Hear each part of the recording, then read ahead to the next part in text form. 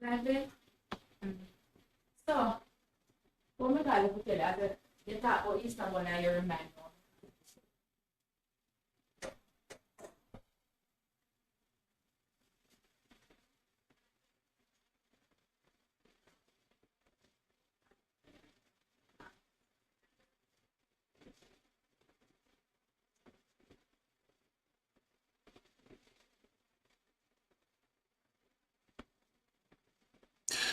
All right, good afternoon. All right, can you guys hear me? Can you guys hear me? Let's see. All right, good afternoon. All right, can you guys hear me? Can you guys hear me? Let's see.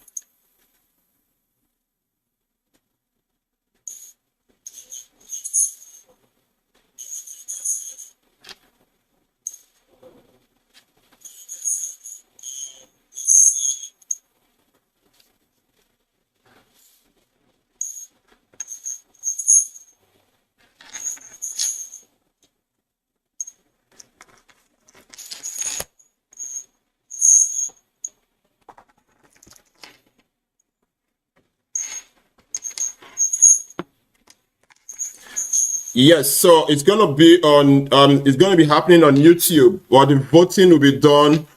The voting will be done on TikTok.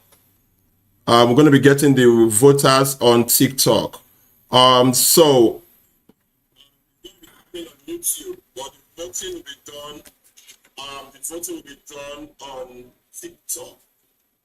We're gonna be getting the voters on TikTok. So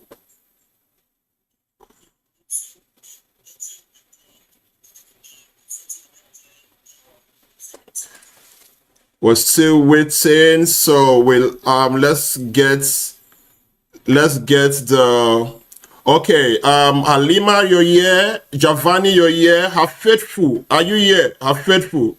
So your heart is okay. Have faithful, you're here. Okay, so we're gonna be starting. We're gonna be starting soon. But before then, let me just get some. I'm so, some. Starting. We're gonna be starting soon. But before then, let me just get some.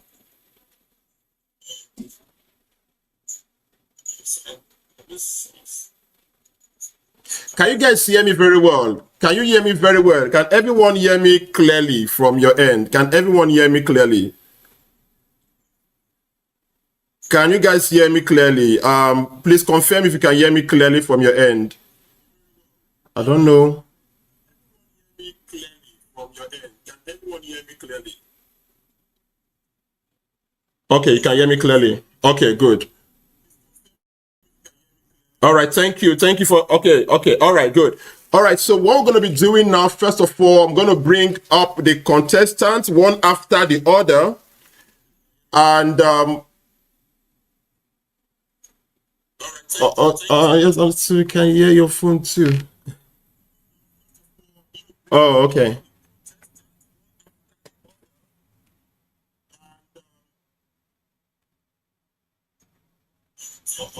Yes, I'm still can hear your phone too. Oh, okay.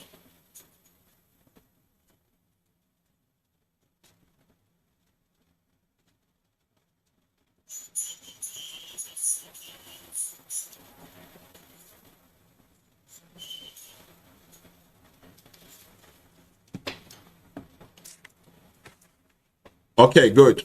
So yeah, so let me just do some little house cleaning, kind of like not house cleaning, but just house chores, right? All right. So the first thing we're going to do before that, for those of us that are new, this is Unique Eagles Educational Center, and what we do here today is going to be a final debate. More like a presentation. I'm going to be having a presentation by 3 contestants that made it to the finals. And before then, please just be aware that you can watch this. You can watch out from TikTok, Instagram or YouTube. Before then, please don't be aware that you can watch this. You can watch us from TikTok, Instagram, or YouTube.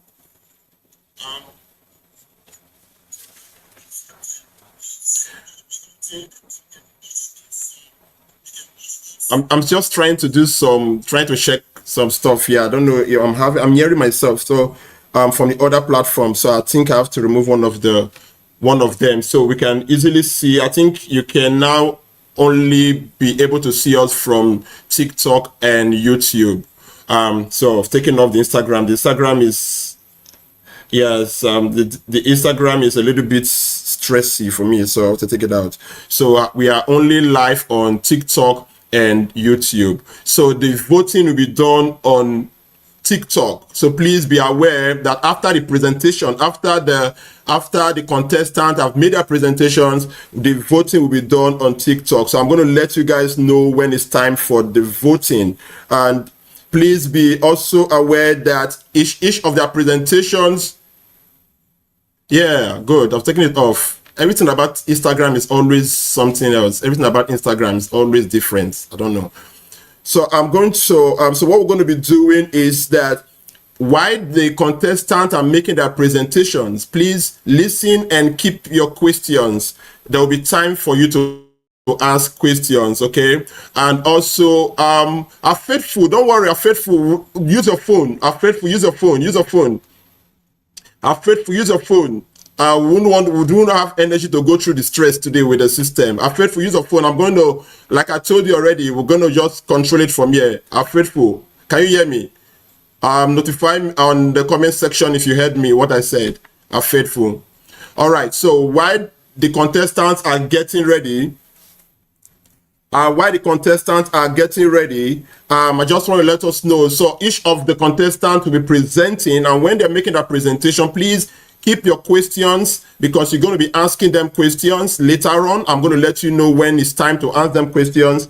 And also the fellow contestants, also keep your questions for your fellow contestants. So you're going to be asking them when the time is set. Okay, I'm going to let you know when it's time to ask your fellow contestant questions. So when they are making a presentation, make sure you keep your technical questions for them because they're going to ask you technical questions also. So give it back to back also. Give it to them back to back. So make sure that you are ready just like they are ready. Okay, so are faithful, are you ready? Let me see. I think the TikTok. Are faithful, are you ready? Let me add, I think the TikTok is gone. Let me get back the TikTok. I think it's gone. Let me get back the TikTok.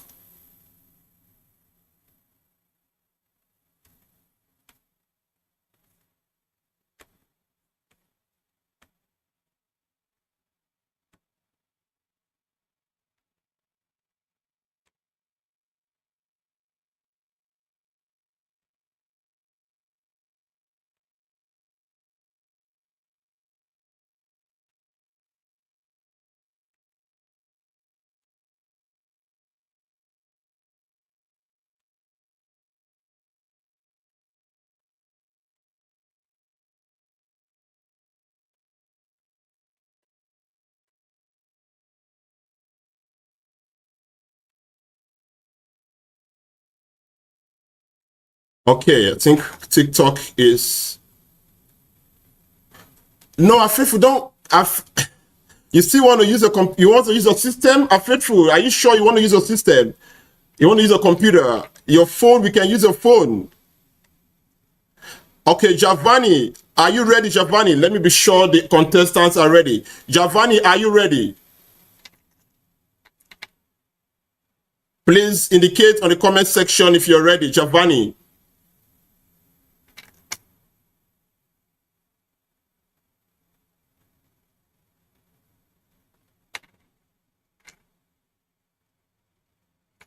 Giovanni, are you ready?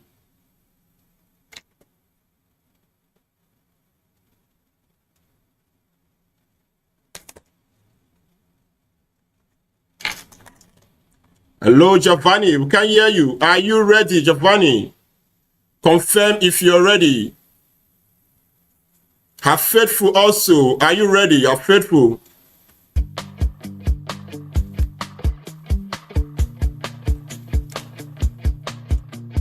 Giovanni, you're using your phone. Giovanni, you're using your phone. So there's no need of using your computer. Just use your phone. And use the landscape. You're gonna join with the landscape. So put it in a landscape format, not the portrait. Also the same applies to Have Faithful.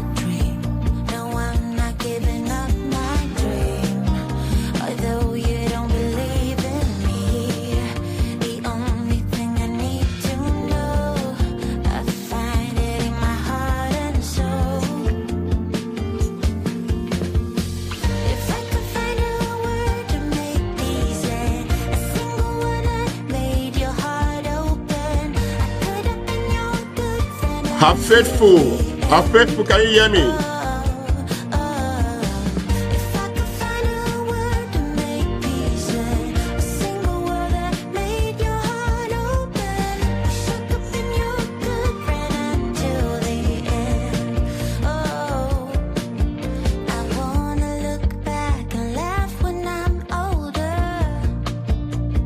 Have faithful. Can you hear me?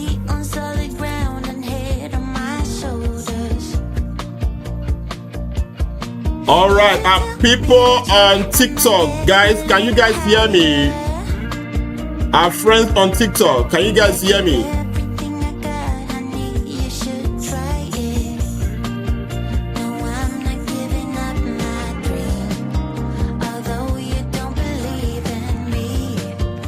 Have faithful, you sure you're going to use your computer and you're not going to have any lag or any issues, please?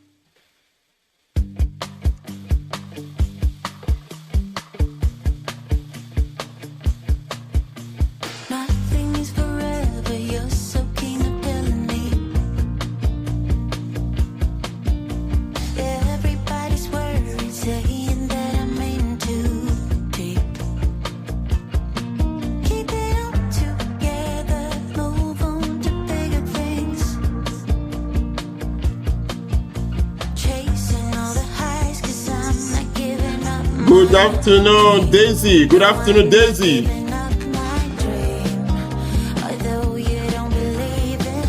Giovanni, what's going on? Where are you guys? Have faithful. Halima, you ready?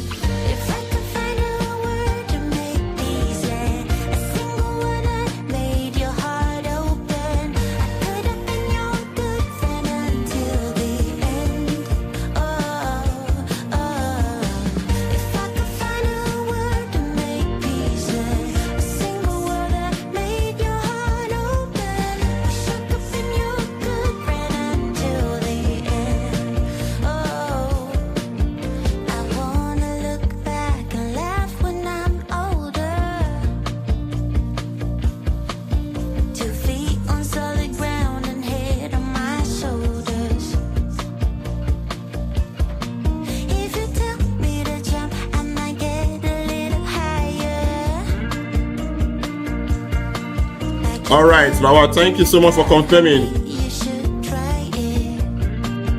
No, I'm not giving up my dream.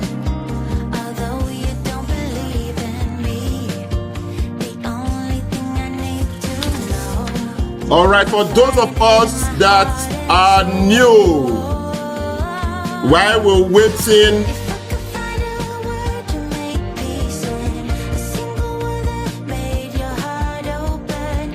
Could have been your good friend until the end.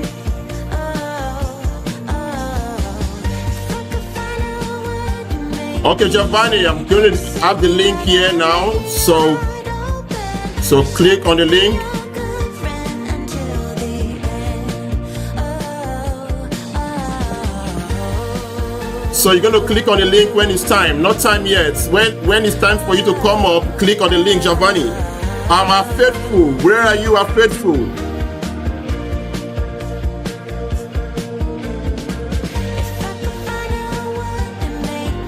Okay, Halima, you can click on the link. Let's have the three of you up here first. Wish I could be your good friend until the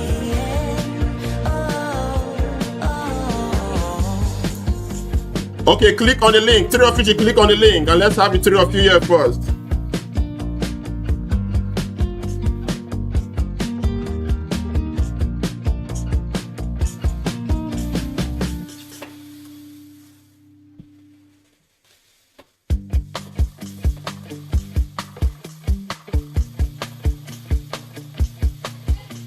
Nothing is forever. You're so keen on telling me.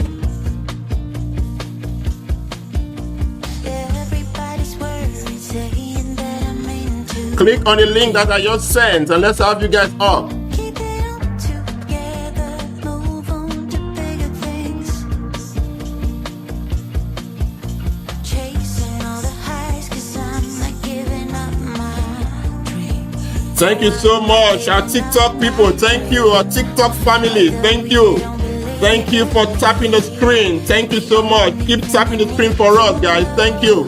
I find it in my heart and soul. Giovanni, I just sent the link. Click on it. Halima, you can click on the link. I'm faithful. Also, click on the link. A single word that made your heart open. I could have been your good friend until the end.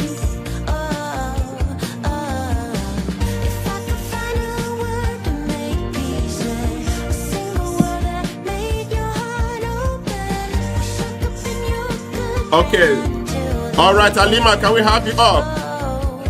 Giovanni, okay, good. All right, that position is good.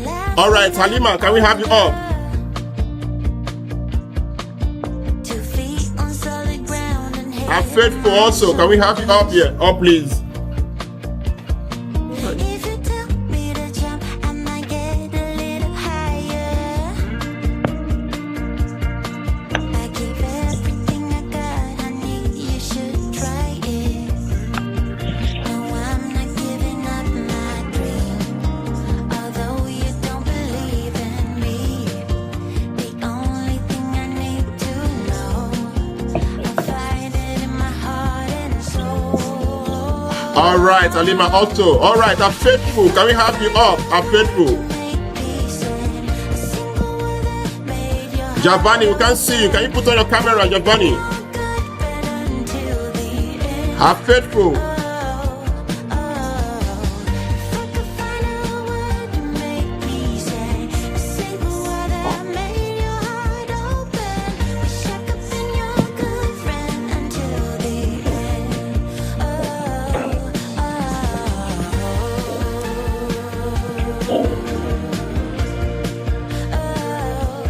How are you guys doing?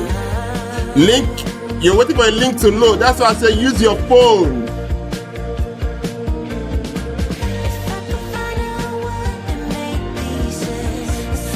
That's why I say use your phone. Giovanni is using his phone. I'm faithful, use your phone, please.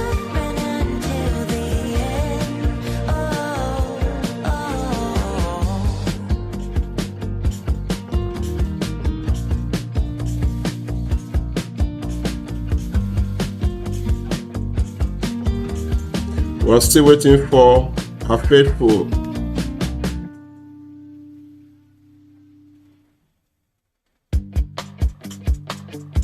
Use your phone. Let's use your phone. Then you can use kind of landscape format. That is what Giovanni is using. So keen on telling me. Everybody's worried, saying that I'm in too deep. I think you guys at the top looks better. Let's try it. How about this? Let's see. Let me use the alternative way. You guys at the top, let me see. Confirm which of them looks better, right? All right. So you guys at the top or this one?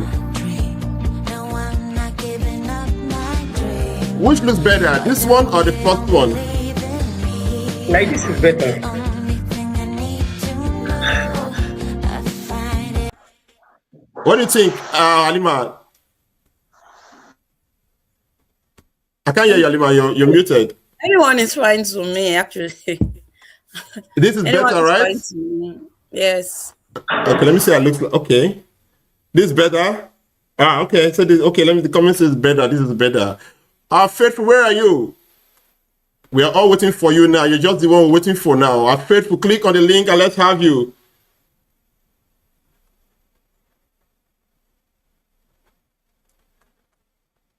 Okay. All right, so just to know, for those of us on the comment section, so please, while they're making that presentation, listen and keep your questions because we're going to be bringing them up when the time comes, and the voting will be done on TikTok. The presentation is done on YouTube, but the voting will be done on TikTok. It says, okay, let me send it again.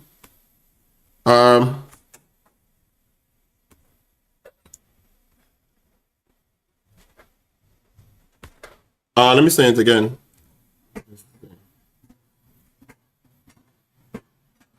All right, I've sent it again. So click on it.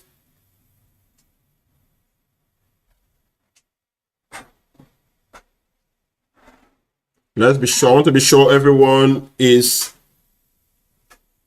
up here. Then we can take it from there and be sure we have everybody here. I don't know why Faithful is taking our time today. She used to be early. I don't know what happened today. Today that is the main day. So Faithful, please click on the link. Let's go. Let's go. Waiting for you.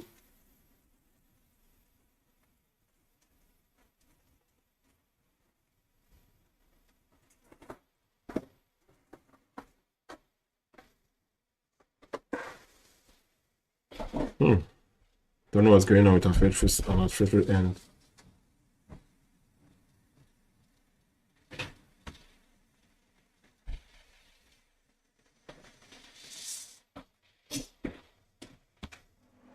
So you think you were right? Bring it on, prove me wrong. Go put up a fight. The way I do will knock you down. You know there's emotion between us. Don't cry about it. Don't cry about it. You want me to take you in my trust. Oh no, you know that ain't the way. Oh no, there's nothing new in this game. You got to give it up, give it up. Give it up, give it up. I'm wearing you out. Keep on keeping on every night. Way up in the clouds. The way I do will knock you down. You know there's emotion between us. Don't go cry about it. Don't go cry about it. Can you put on your video? Want me to take you in my trust. Oh no, you know that ain't the way. Yeah, okay. So can you hear me? We can hear, but we can't see you. Okay. There's nothing new in this game. You got No, to just get it up, get it up. You got to Thank you guys for tapping the screen. Thank you. Can we get up? Can we get it up? Thank you. Thank you. Those in the comment section on TikTok, can we tap more? Thank you guys. You guys are awesome. Thank you. All right. So we have the three of them here, the three contestants here. We have our three contestants here. Awesome. So let me just give you guys some briefing so we know what's going on. So welcome and thank you for meeting up even despite the technical issues along the way. So these are the three contestants. We have Javani as a mechanical engineering student. We have Halima as a medical student, and then we have a Faith as a nursing student. So the three of them will be giving their presentations today. Today is the final. And after the three of them are done with the final, are done with their presentation, we're going to be having a vote on TikTok on who did best. So you guys, the audience has the power to award the winners today. So please watch their presentations. Three of them did so well at the beginning, which we had a debate last week. They did very well and they got to the finals. And this is going to be the final stage of this competition. The first prize winner today will be going home with 200,000 naira. The second prize winner will be going home with 100,000 naira. And the third prize winner will be going home with 50,000 naira. So please be attentive to their presentation. Ask them questions when time comes. So let them know that they are really in for a tough one with intelligent audience. So please, let's get them to work. First of all, before we go, Javani, how are you today? Oh, fine. Awesome. Halima, how are you today? Doing great, sir. Good. Have Faithful, where are you?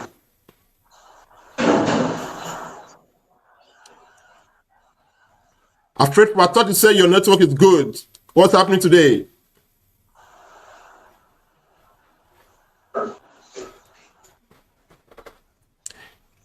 Can you hear me? Have Faithful, can you hear me?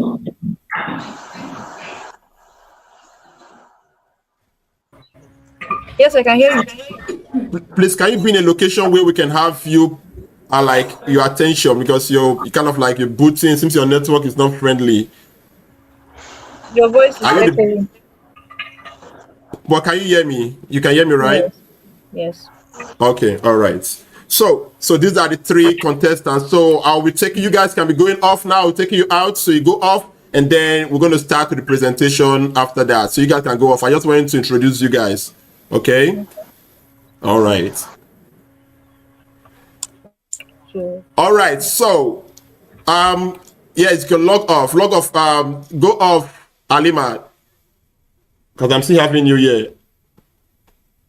Afif, we can go off also.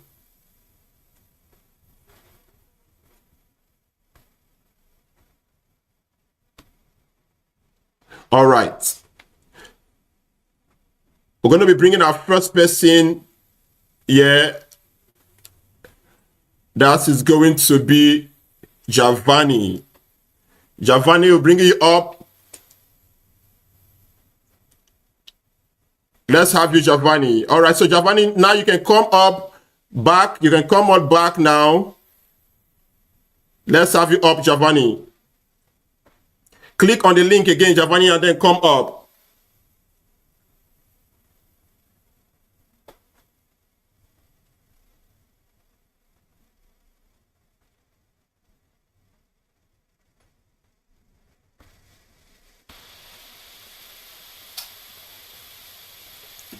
Javani, click on the link and then come up.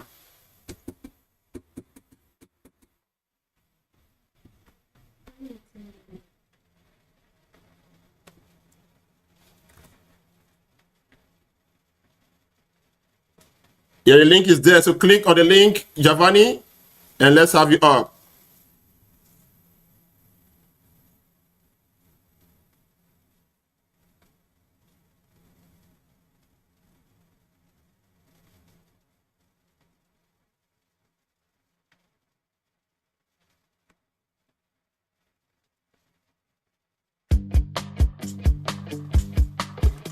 All right, so we have Giovanni. Awesome. All right, welcome Giovanni. Let's get your slide up. Okay, Giovanni, you're up. Let's have you first of all introduce yourself and then go on with your presentation. Okay.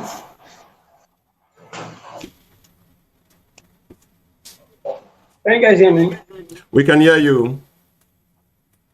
Okay. Can you go back a little? Yeah, exactly. So we can see you. Go ahead. Yeah. So what? Go ahead. Go ahead. Okay. Okay. Well, I can barely see the right up. Yeah, that is your slide. That's why that's what your slide. You made it. Yeah. This is slide. Okay, yeah, Can you see it now? I think it does the right up though. Don't worry, I will do the explanation. All right, go ahead. Take it back. Okay. Okay, so before I start, please, how many minutes do I have? Go ahead. Just do your thing. Do your thing. Okay. My name is Giovanni Mondi. I'm a student of River State University of Science and Technology. I'm 20 years of age. I'm a mechanical engineering student, a graduate still studying.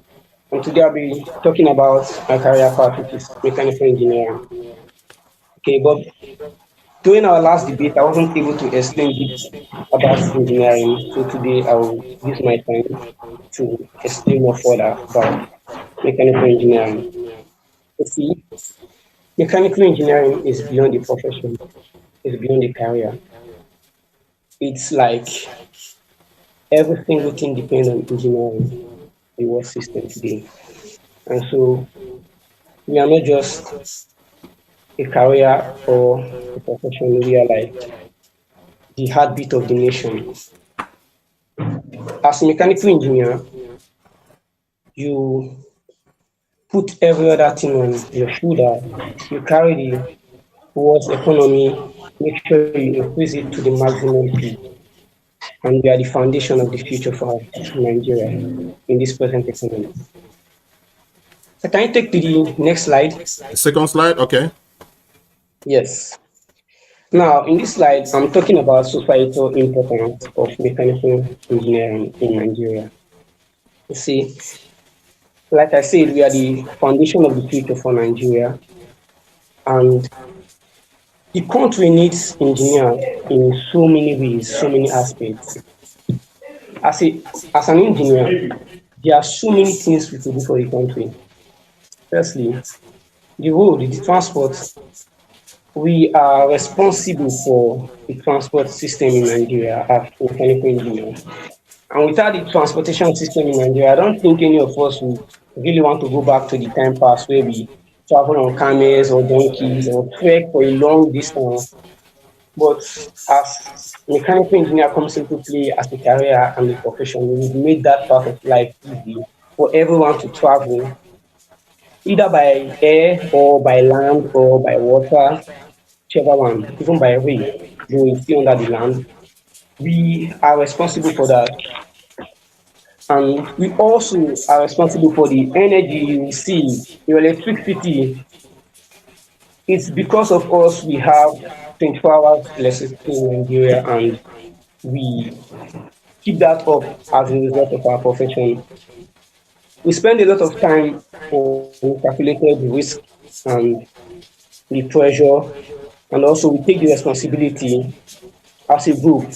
Yes, we have a small group of people called the NSE, the Nigerian Society of Engineers, who make rules on how to improve the country's economy applied to engineering.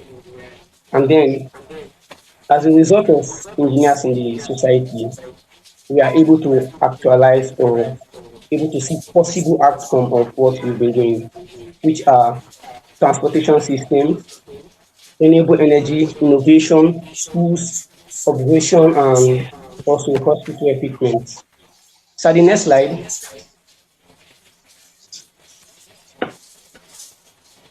Okay, so this is the future relevance of mechanical engineers in Nigeria.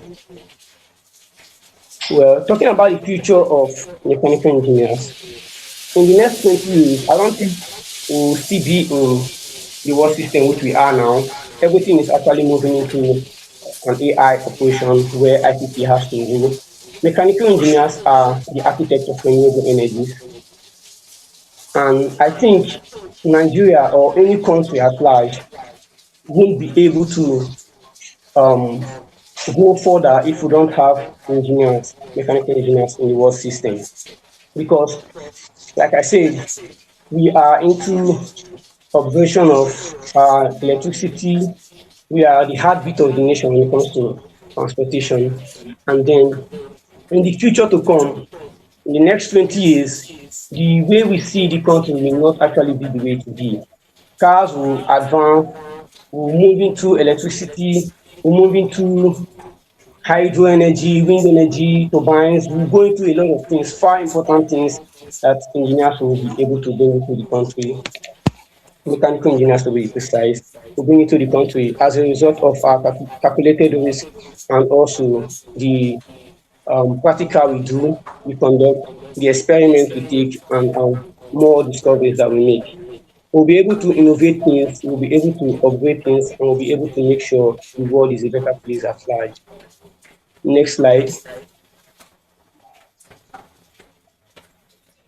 This is the value-based world of mechanical engineering, and I would love to really talk about this. Salary myths, most people actually think when you come into engineering, you won't get paid unless you move into the oil and gas section. Now, the thing is, whether you're a technician, you're an engineer, or whatever career you pick in your field of study, salary is as a result of the values or the problems you solve in a particular country or a state. Now, as a mechanical engineer, I would move into value-based wealth rather than paying under the paycheck which we have now. I think most of the times engineers receive over 250,000 monthly pay and above. But then let's take a look at this part of engineering. If you start improving things, if you start bringing in value to the country, if you start upgrading schools, hospitals, if you start bringing in new turbines, making our energy change from that of the one we have now. I think we only have solar right now. If you start bringing in wind, hydro, and the rest of them, I don't think we will have the same pay which we have now. And then, as a mechanical engineer, you could be in a particular country, but then you could earn in another country because of the value, because of the skills you have, the skills you possess. Like I said, every single country, the world, the society at large needs engineers to survive. Aside as much other um, career or field of study also bring in good things to the country, engineers are like the key holding heartbeat of the nation because every other career needs engineer to survive. If you are a doctor, you still not need engineers to bring in the equipment you use for hospitals. If you're a nurse, you still need us to bring the equipment you use in your lab. If you are a lawyer, the hall or the chamber which you will be is as a result of the engineers in production. So every single thing you need in life all involves around engineering. So the next slide, and I think this is my last. I'll be talking about stress level of engineers in the world system. And I'll be using Nigeria as a case study. It has been recorded that field engineers are the one facing the most stress in the world system today.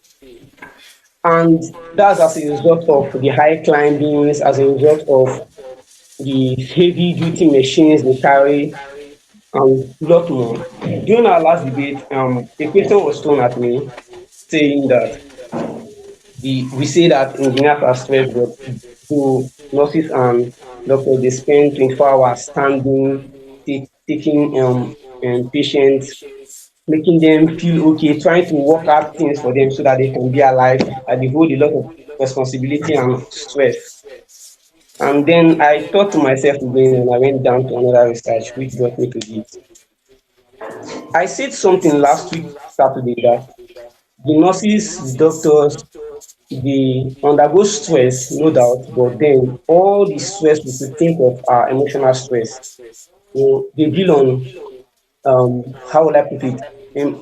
Should I say sympathy kind of feeling when they are into certain at times doctors they do operation and then you see them thinking how well to make sure this pain doesn't remain in the system of the patient or all those kind of things. And then after standing also the brain begins to malfunction and then you see them breaking down. That's the kind of stress they undergo. But you see engineering comes with a different level of stress and responsibility. You don't just think about innovation or invention of new things. The kind of thinking you undergo would be how the world would be a better place after that day. So you're always thinking about the future and not the present. And if you agree with me that thinking too much also can cause stress, but then that stress wouldn't be able to weigh you down. Engineers now, they go into engine work. The kind that you have to carry heavy machines, you have to deal with heavy loads of work, the climbing, the waving, the lifting, all those things alone are enough stress that can weigh someone down. So we undergo physical stress and mental stress. When you undergo physical stress, your whole body tends to be drained because of the energy. But if you undergo mental stress, you would your body will calm down, but not as that of physical stress. So engineers now they undergo the both stress. So after being drained by their mental health, you see them also sometimes they break down because of the load of work they do. That alone is much stress. On the picture here, you could see them lifting heavy duty irons and machines, pipelines that they could use to export oil from our country to another country far away. And if you look at them, their faces, you will see that they have undergone a lot of stress and they are being drained out. That's because they don't just go into mental stress, they pass through mental stress and physical stress where they have to use their energy, and that alone sometimes lead to death if you don't take proper rest and then resume. So that's why if you see the rig workers, they give them a tangible amount of time to go home, rest, stay with their family and come back. Because if they don't, it end up breaking down. Sometimes it leads to death. So the stress engineers face through for the country is one of the most dangerous and their stress level is high above for other professions. But then to those who are also coming into mechanical engineering, this is my advice to you. Don't be overwhelmed by the stress that you undergo. Always think about the importance of your availability in the country and how well you tend to make the country better. Thank you. All right, that's a wonderful one. Thank you so much, Avani. That's wonderful. That's good. That's a nice presentation. Thank you so much for opening our eyes to know a lot about mechanical engineering, which is what you're studying. So I have a few questions for you. Now, Japani, as a mechanical engineer here, and you're placed in a rural community, right, with limited tools to design water supply system, how would you approach the problem? Well, first of all, before engineers work, they do a lot of calculation on how well to produce tools for their work. And then, if I'm in a place where I lack equipment, the first thing that comes to mind is bringing more people to join me, like a workforce, kind of small group, where the stress level would be lesser, and I would have the ability to allow people to work for me. So then, if, for example, like you said, making a borehole you need digging first of all, and so those people will be the one to dig because I can't handle digging and then coming back to doing the piping and then doing all the other sort of work. So the first thing I will do is to make sure I have a group of people that will assist me when I need help. Secondly, if it's a scenario where I can make another tool that I will need, that will be possible, then I will do that. But if there's no way, I think we'll do it manually. We'll have to do some calculation and then arrive at a possible answer of how well we will dig.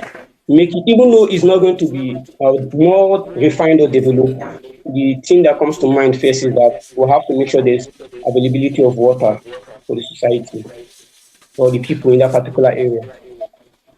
Okay, so you'll find a way to fine tune the little resources you're going to be given, the tools to be able to get what you want. And you say you're going to get more people to walk and dig and all that, right? Okay, Yes, so sir. in an environment where you don't have much people, is there still a way you can manage it? You don't have much people to work, you just have limited tools, it was just you. And do you have any strategy you can use to get the water supply system, to design the water supply system in that community? Um, well, in engineering, it doesn't really work that way where you can maneuver things by yourself to make something happen. But then, like I said, we have to do some calculations.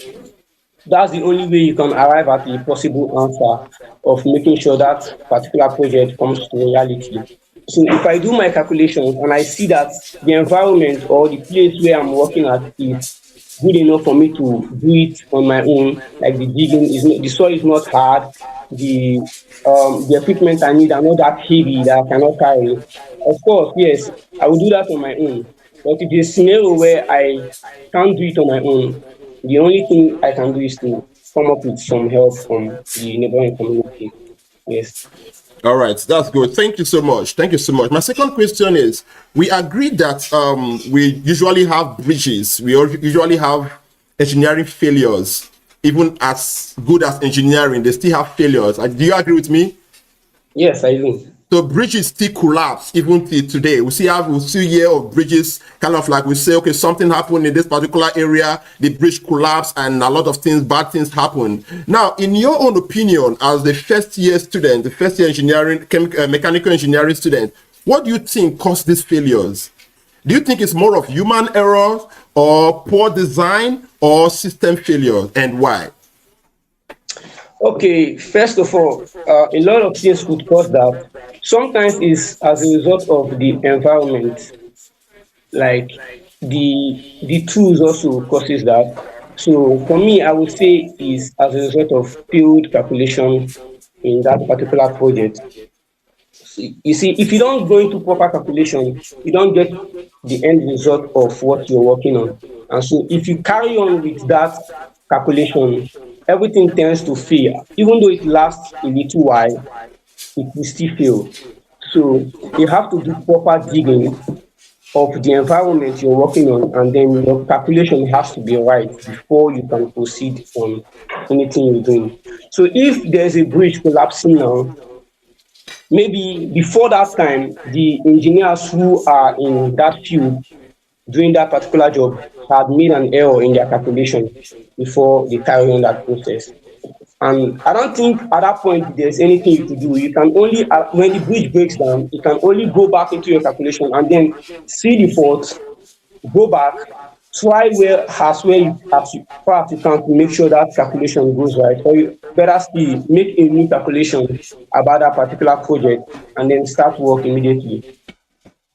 Okay, so you can say, is it right for me to say it's more about human error than poor design or system failure? So can I say, from what you said, most of the bridges we see today that collapse they are mostly caused more of human errors, right? Because you just mentioned calculation. Is that Yes.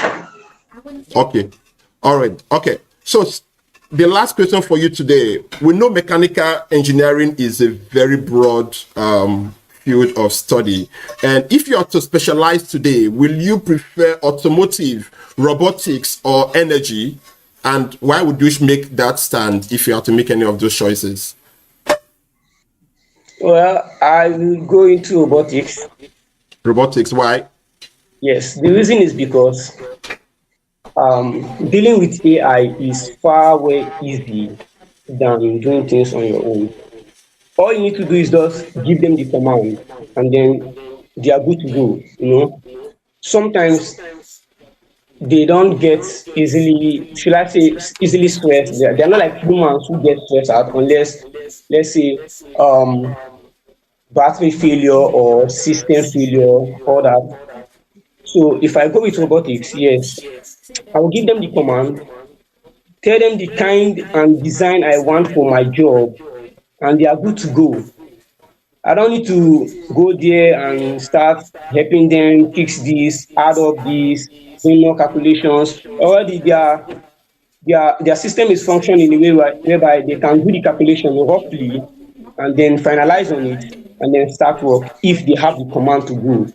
So yes, AI is the next best way I could diversify in mechanical engineering. Okay, so which means if I get it right, if you have to make a choice, you would like to go in the area of robotics, not automotive Yes. or energy, right? Yes. All right. Thank you so much, Giovanni. Thank you so much for your presentation. That's awesome. So we're going to be getting you off now. So we'll bring someone else. Thank you so much. Okay. Okay. All right. Bye. Oh my God. All right. So that's what Giovanni did a wonderful presentation. Next, we're going to be having Faith. Faithful, can we have you up? Please, can you click on the link? Faithful, we're going to be having you next. Faithful, click on the link. Let's have you up. Yeah, thank you. Faithful, let's have you.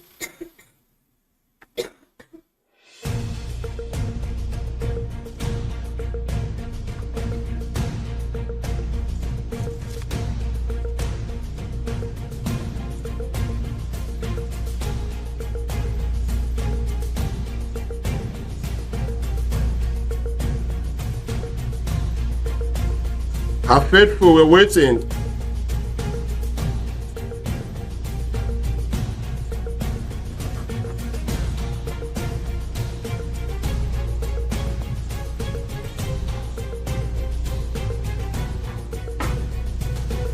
Click on the link that you clicked the other time and then you can come up, Faithful.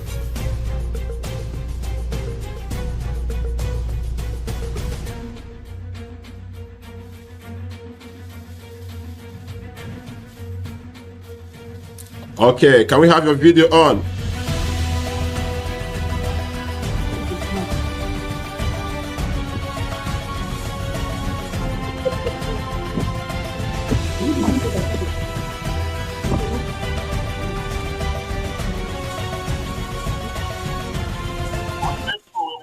All right, Faithful, we have you up here. Please, can you go on with your presentation? How did I go through this slide? Jesus. So let me know, if you tell me where you want me to go to, just let me know what slide you want me to move to, just let me know. Okay, just move to the introductory slide. Go ahead. All right. Okay. All right, go ahead. Next slide. All right. Okay, thank you, sir. Good day, everyone. My name is Faith Liza. I'm a nursing student at Federal University of Sama, Katsina State, Nigeria. Welcome to my presentation for the Unique Youth Career Path Contest. And today I'll be taking us through my nursing journey and why it plays a very vital role in our society today. Next slide, please. So, what exactly is nursing? I'm sure that this is a question on the minds of many of us that are alive right now, and we want to understand what nursing is, why nursing matters, and why nursing actually exists. Next slide, please. Okay, so if we're to define nursing, nursing is the professional care and support of individuals to maintain or restore their health. Nursing is not something that is done on a random. Nursing has been recognized as a profession by different bodies all over the world in different countries. Nursing began as a science and an art. Nursing began as something that wasn't really recognized. It started with convicts, started with criminals, and it has grown over the years through the impact of Nightingale and has become a very skilled and well respected profession. Personally, if I'm to define nursing, I would say it is the use of scientific based knowledge, scientific based practice to show compassion and care to the sick or well. So, when I say sick or well, it means that nursing applies to both ill people and people who are well. You don't necessarily have to be very ill or ill at all to be nursed by a nurse. Thank you very much. Next slide, please. Why I chose nursing. Next slide. So we have two things here, personal experience and the desire to make impact. So I'll be taking us through personal experience. I've experienced so many things, but I'm just going to summarize it up because of time. So when I was younger, I had the privilege to be in the hospital and not just in the hospital, but see people experience so many things in the hospital. My sister, personally, my younger sister, experienced surgery, very, very complicated surgeries, and the way she was taken care of by the nurses really inspired me to want to go into that field. You know, I saw them being so nice and friendly to her. I saw them making themselves available. There were times when the nurses were exhausted, but they were available. They were so friendly. They would come in. Even we that were not the patients, they attended to us. They were nice to us. They made us feel like the person we came to see is definitely going to get well. Then the desire to make impact. This also falls back on the personal experience. Everybody has what they are meant to do in life. Everybody has their purpose. Everybody has their will. I personally believe that this is mine. I see people and I feel I want to do something about this. I might see a person that doesn't have the complete knowledge on how to take care of themselves in certain areas of life. They don't have to be sick. I want to help that person. I want to be there for that person. And then it made me realize, okay, what can I do? Where can I go into? And then it all falls back to nursing. Nursing is a science, it is an art of showing care, of showing love. And so that understanding made me apply it. I've gone through so many different situations before I got here. And I'm happy to say that I'm glad with where I am right now. It wasn't easy, but I made it. So yeah. Next slide. Thank you. Next slide. Next slide, please. Yeah, it's there. You're already there. It's there on Okay, the next slide already. You're there. all right. What is the societal impact of nursing? What does nursing do for the society? What does nursing do for you? What does nursing do for me? Nursing does a lot of things for you and I. Next slide, please. So, in the next slide, you see what nursing does. We have five basic things that nursing does. The front line role, professional care, community support, advocacy, and a therapeutic relationship. Front line role. Nurses are the first acts of care in the hospital. They are the first people you meet when you get to hospital setting. When you are in need of care or you are in need of attention, you want to ask a question or you want to get a certain treatment, the nurse is the first person you meet. The nurse now offers you professional care. They're not just helping, they're not just doing things randomly. They are trained, they are skilled, they are ethics, principles that have been put in place to ensure that the nursing care is backed up. It's evidence based. That means that it has been tried and tried again. Nursing is not a trial and error kind of profession. No, it's a profession that has rules set in place. There are do's and don'ts. And the next thing we have here is community support.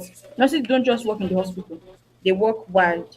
Wide in the sense that there are outreaches, there are educative sessions, nurses go out and they educate people. You could even just be in a public setting. You don't have to be on your uniform to nurse a person. You don't have to be on your uniform to reach out to this person. Somebody could just cough. Probably they cough anyhow. As a nurse, it's your responsibility to, okay, you greet them, you're nice to them, then you explain to them what they should have done better. That's what nurses do. It's not just restricted to the hospital setting. Then advocacy, the nurse also speaks up for the patient when they are in need. This is very important because a lot of people think that nurses just administer the care and you're left like that. That's not how it is. Nurses advocate for their clients. If the client has a particular need, it is the responsibility of that nurse to ensure that that need is met. Therapeutic relationships. This is one of the key things in nursing. The word is itself is what to nourish emotional support with their clients. As a nurse, the way you communicate matters a lot. The way you eye contact is very important because the beginning of nursing this class, so that assessment is the kind of relationship. The way a patient comes to the office and you ask them is next slide.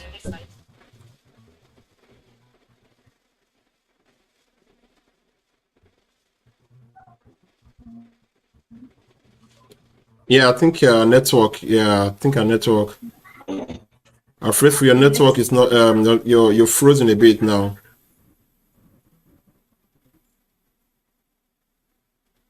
All right, I think she's going to come back again. So I think she's got her network issues. Let's she'll be coming back soon.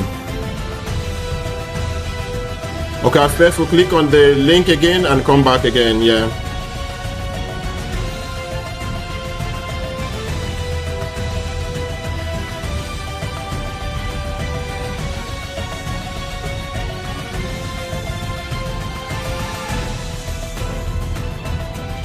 Can you hear? Okay. Let's. Yeah. Now I can hear you now. Go ahead. Okay, please, the next slide. Okay, so now we're going to be moving to salaries and opportunities. What nursing can give to you if you decide to venture into the profession. We have stable income, high job security, career growth, global opportunities, and long-term benefits. Stable income. There are certain scenarios where the economy of the country shifts. You know, people have to be let go of in certain establishments.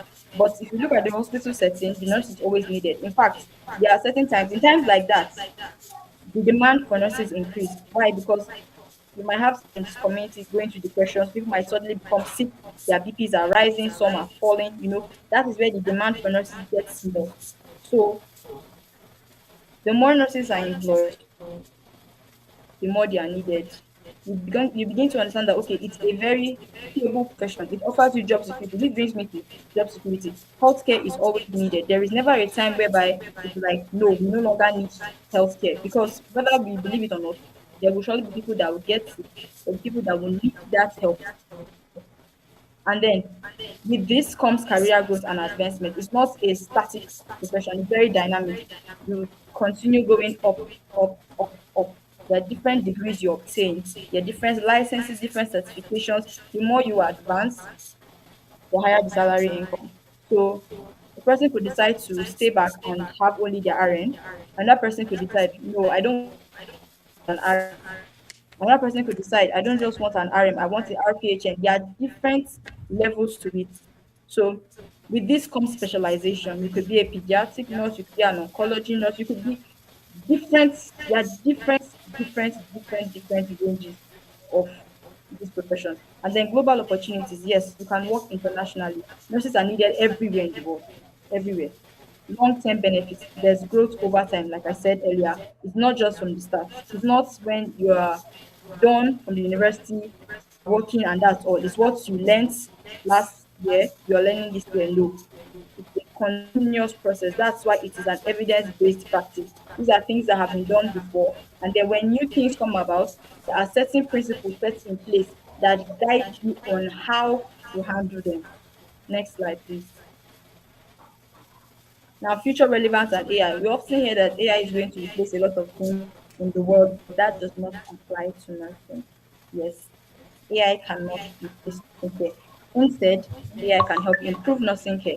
We have certain outlines here: growing healthcare needs, the rise of AI in health, nurses and technology, human care remains key. Yes, there are growing healthcare needs, more patients, more aging populations, more people going into different issues, more people having different kind of questions every single day. And then we have chronic diseases that keep on coming out. You could hear that in 2020 we had coronavirus, 2019 the coronavirus just came here. Now we have healthcare professionals who came out and they didn't reach peace. They didn't feel the need to like go and hide. They was out. Yes, we had AI that time, but then you still see the professionals being out there. It supports diagnosis and monitoring where we have our BP machines, we have different, we have different kinds of equipment that are being used. We have methods of care. Now, just because the AI has been information doesn't mean that it can do what the nurse does. Nursing and technology, they work together. There's an interpretation and an applying of care. AI cannot care as the nurse does. The AI might be able to detect the disease, but it cannot show compassion. It cannot give us that therapeutic relationship like I spoke about earlier. No. Why? Because it doesn't have emotions. It doesn't relate. It cannot relate. It can only try to understand. This brings us to what human care remains key. Empathy cannot be replaced. Yes, so in the future, if we're looking at nursing in the future, nursing is definitely going to keep being relevant.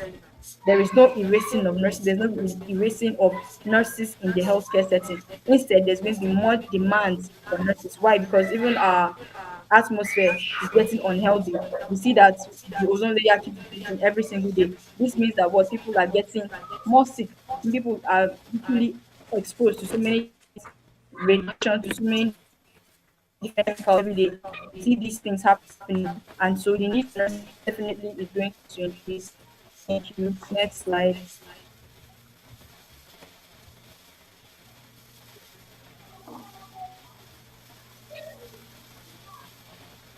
Yeah, next slide is there already. Can you see it? No. Okay. Okay. Thank you. National development. So now, what does nursing do for the nation? What does nursing do for the community? What does nursing do for the country as a whole? We have certain outlines: healthy population, access to healthcare, reduced emission, community impact, and national priority. For between these, one healthy population, it drives productivity and growth. Yes. A healthy nation is a productive nation. A healthy nation is a nation that grows. If the people in the nation are sick, definitely there's not going to be any development. And then the access to healthcare. This is researching community. This makes things easier. The availability of nurses in the society, in the community, makes people feel safer. When people go to a hospital and they see that okay, there's a nurse at the station, it instantly brings imagine walking to a hospital setting and there is no one there to attend to me. Definitely, people would go home. There will be no improvement in the country, the community as a whole. Disease prevention, it reduces the nation burden. For example, taking us back to we see that there were a lot of nurses put in efforts to sacrifice their lives. Why? Because there was a pandemic. There was a major issue all over the world. Nations were burdened, people were scared, people were terrified. A lot of people didn't want to go out. But with the impact of healthcare professionals, we see that okay, these problems were reduced. Community impacts. Another thing nurses do for the community, education and social outreach. We see sometimes the government sends their nurses house to house to go and give children immunization. Sometimes they go with mosquito nets. These are things that the act of nursing has developed. The things that the act of nursing has mentioned. We have national priority, healthcare, equal development. That's it. When people are healthy, like I said earlier, the country is the country produces more because most of the things going on in the country are handled by things. We have machines and all that, but it's still the people that handle those. It's still the people that take and create those machines. So if these people are not healthy, definitely the nation will not be healthy. So the impact of nursing has really done more good in the nation. Next slide, please. So just to draw into a conclusion, nursing is a calling. It can't be done by any its challenges. It offers purpose, growth, and service to humanity. Nursing is not something you just wake up in the morning and decide to start practice. No, it's something you have to go to school, you learn, you put your heart to it, you pray, and then you carry out your work. You ensure that you obey the rules and regulations placed before you. And I'm proud to say that I'm on this part and I'm ready to make a difference. I'm not just going to be one of those people who just apply the course because everybody else is doing it. No, I'm doing this because I know that I can actually do something to make it a lot better. So thank you all for listening. Thank you so much. I really appreciate this. Thank you.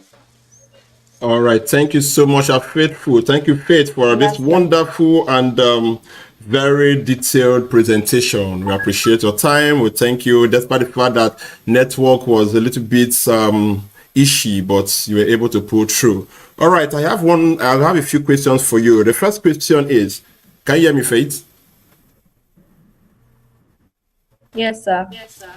Okay, my first question is: as a nurse, as a nursing student or as a nurse, you have a patient that is being brought to the hospital, the clinic, and this patient have kind of like he has very technical, kind of like a very critical situation, and he or she refuses a life-saving treatment due to her personal belief or his personal belief. What would you do as a nurse? If I'm getting your question right, the person is misusing the treatment. No. Okay, so no. The patient, right? So you have a patient that has a certain belief, right? So this belief goes against the treatment you want to give to that patient, and this patient she's in a very critical condition. So what would you do as a nurse? All right. In nursing, you cannot do anything without the patient's consent. If they are unconscious, they should be a family member or somebody very close to them that you take consent from. So say I'm certain, and this person needs to have a particular care carried out, but because of their beliefs and their culture, they don't want to. This is where we have ethical dilemma in where what to do, what not to do.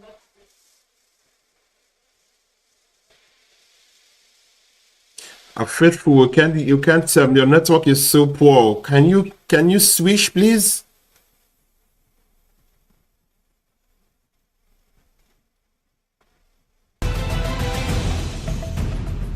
Let's wait for Faithful. I think she's got some network issues. Let's see her sorting it out first, and then we'll get her back.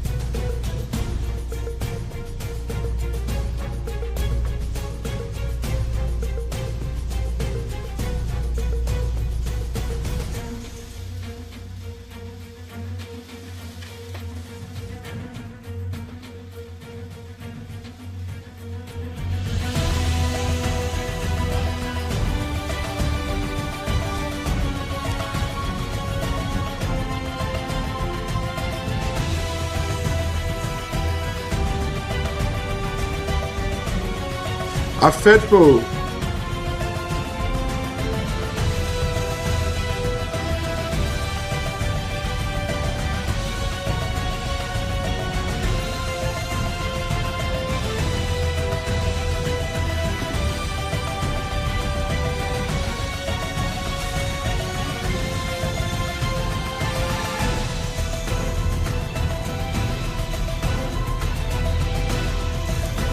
Faithful, where are you? Can you send us a request again? Okay, all right. So maybe I'll keep that question for the later time. Okay, let's have the third presentation. Okay, can we have you, Alimat? Alimat, can you come up, please? Let's have you, Alima. I'll keep the question later for her. Alima, can we have you up, please? Click on the link and let's have you up. Alima.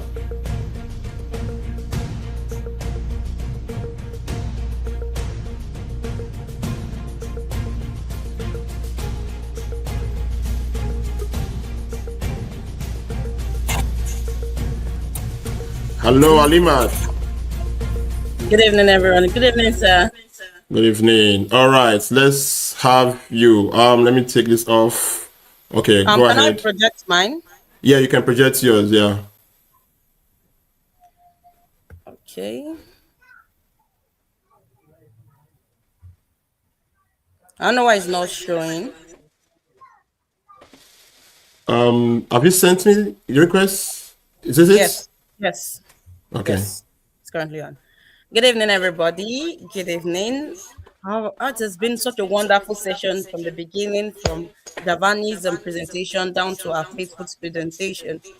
My name is Lawal Alimat. I'm a fourth-year medical student of Lagos State University College of Medicine. And for this debate, I'm representing all medical students worldwide. So today, I'm going to be talking a little bit like we've had our debate last week. So, but today is to at least shed more light on what we discussed last week. So, in case you were not around last week, you can still follow up us today. And from what I saw from my co-contestants, they also did exactly what we did last week to refresh a lot of people's mind and extra. So that's exactly the same thing I am also going to be doing today. So today I'm going to be talking about medicine and surgery. I want to introduce you to the beautiful world of medicine and surgery. You know, that career that saves multiple lives is what we'll be talking about today. So I would love to start because I want you to get to know me, because you knowing me will make you understand where I am coming from and everything about my medicine and surgery. Because I'm not just telling you about medicine and surgery. A lot of us have seen doctors. You've seen so many doctors, different kind of doctors. You already know what a doctor is. You already know who a doctor is.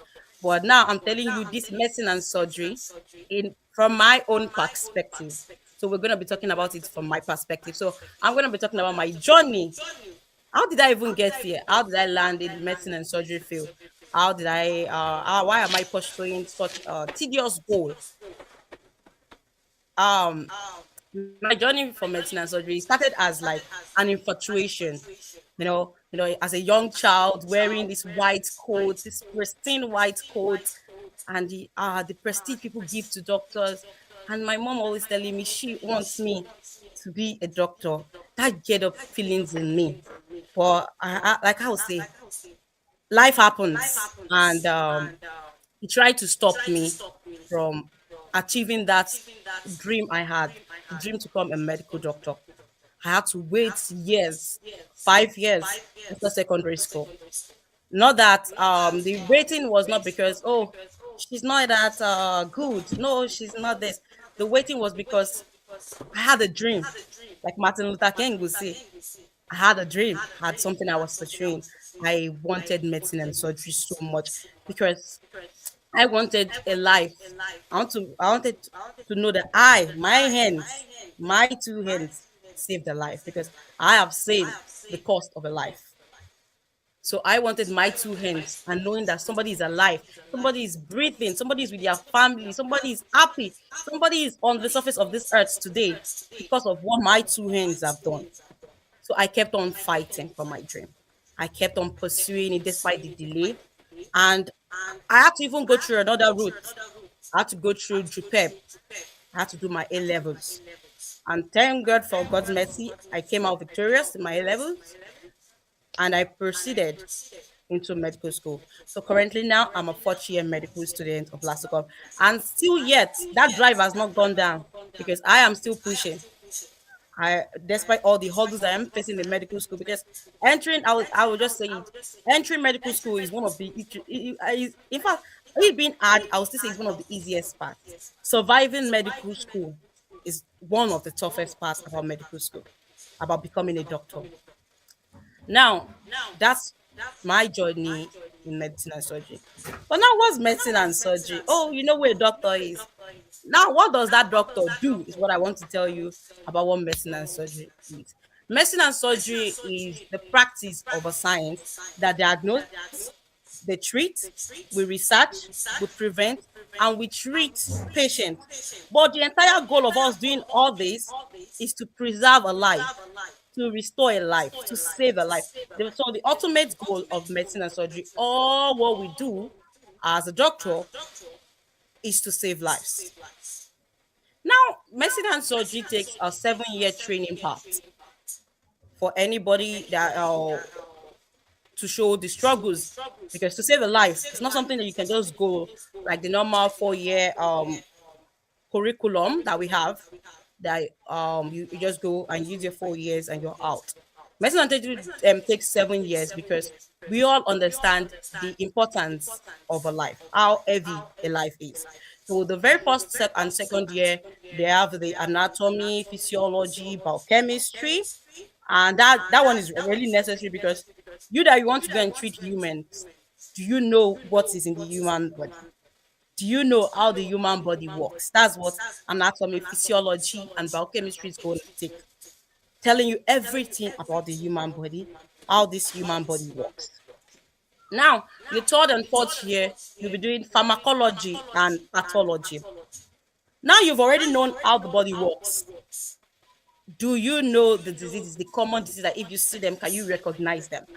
Common pathologies of the body. And treatment, that's why pharmacology, that we also do pharmacology. I know a lot of people say, oh, but pharmacology is a course on its own. That's how you need to know that course on its own, these medical students will do it in a year. The courses that some people take 4 years, just like anatomy, physiology, biochemistry, people go on for them separately. But these people, these aspiring medical students, do them within a year. Someone is doing for 4 years, these people are doing it within a year, just to save lives. So the pressure, the reading, and all, is like you want to cramp something that is meant to take in a trailer. You're gonna cramp it into a small box.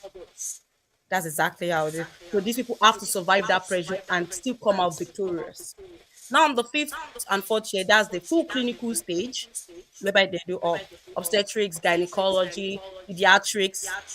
They go into ward round, they go into hospital visits to see exactly what it feels like to meet patients day to day. Then the 6th to 7th year and the internship is the 1 year housemanship. That's everything to be a doctor.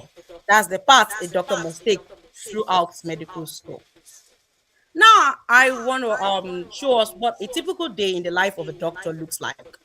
In the life of a doctor, let's assume this is just hypothetically speaking. I just want us to all feel what a doctor looks like, because we'll be able to relate more if we know what a doctor goes through in a day. Now, in a day, normally, hypothetically speaking, I picked 6 o'clock.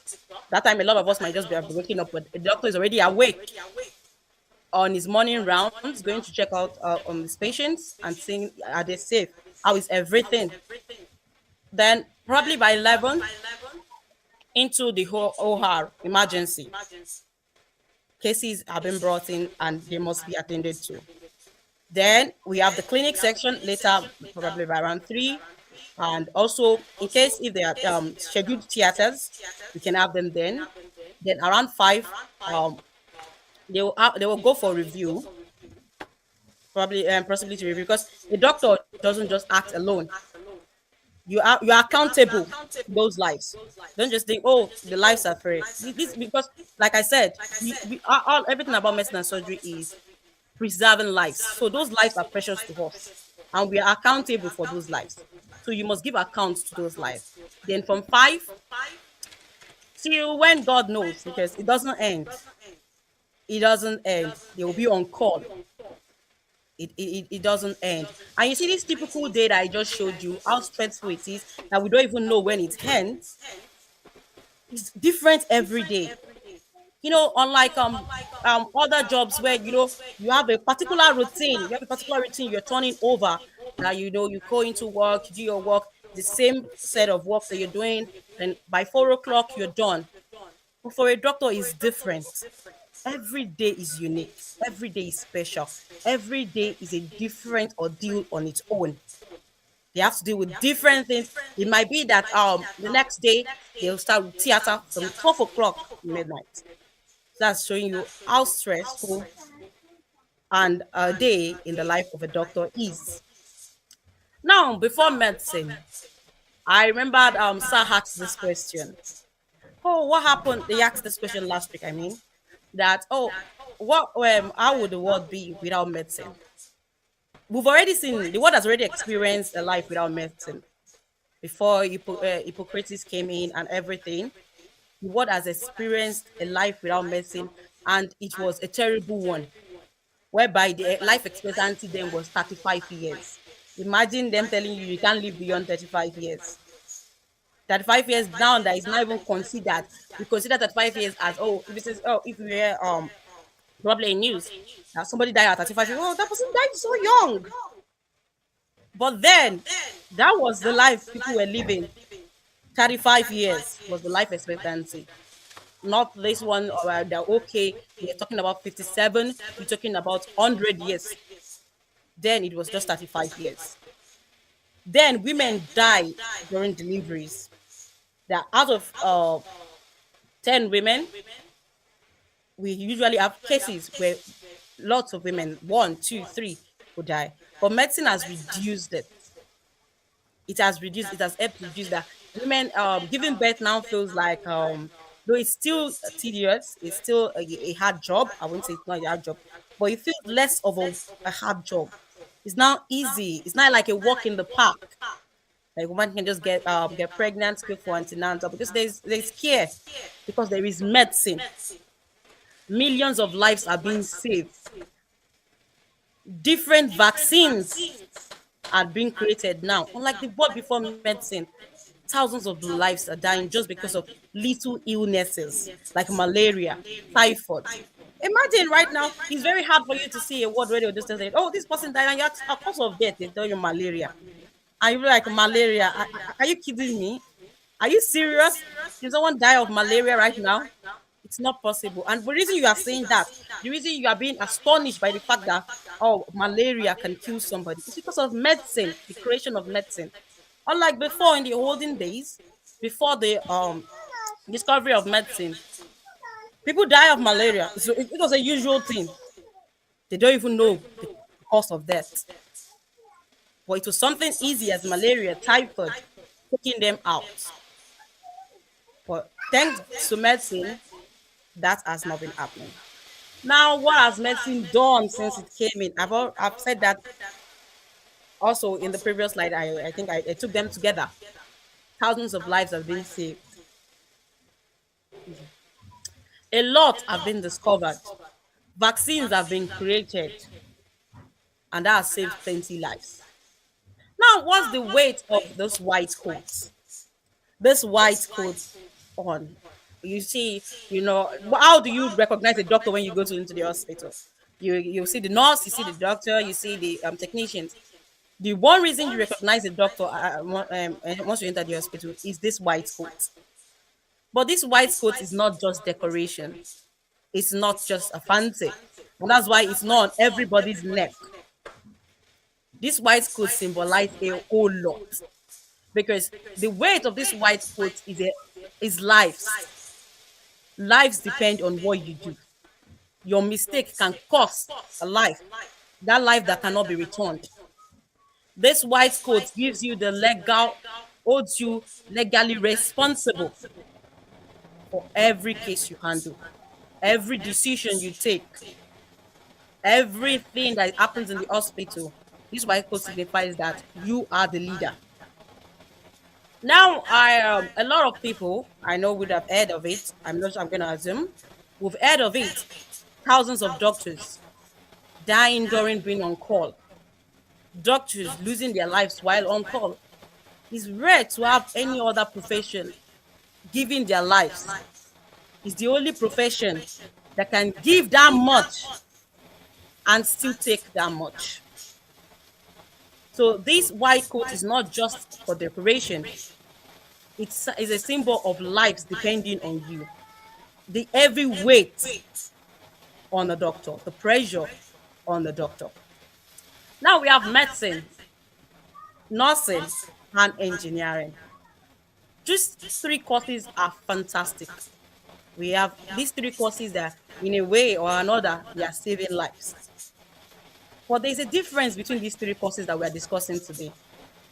I know Giovanni spoke about engineering. He has opened our eyes to a lot on what engineering can be.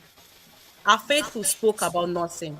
She explained so beautifully on the care there is in nursing. And you wonder what exactly is so special about this medicine. Is it not the same thing? Is it not lives? I remember last week Giovanni said, yeah, engineering students are indirectly saving lives. But there are differences where these lives that we are saving is different. And these are the differences I would just want us to just discuss a little bit.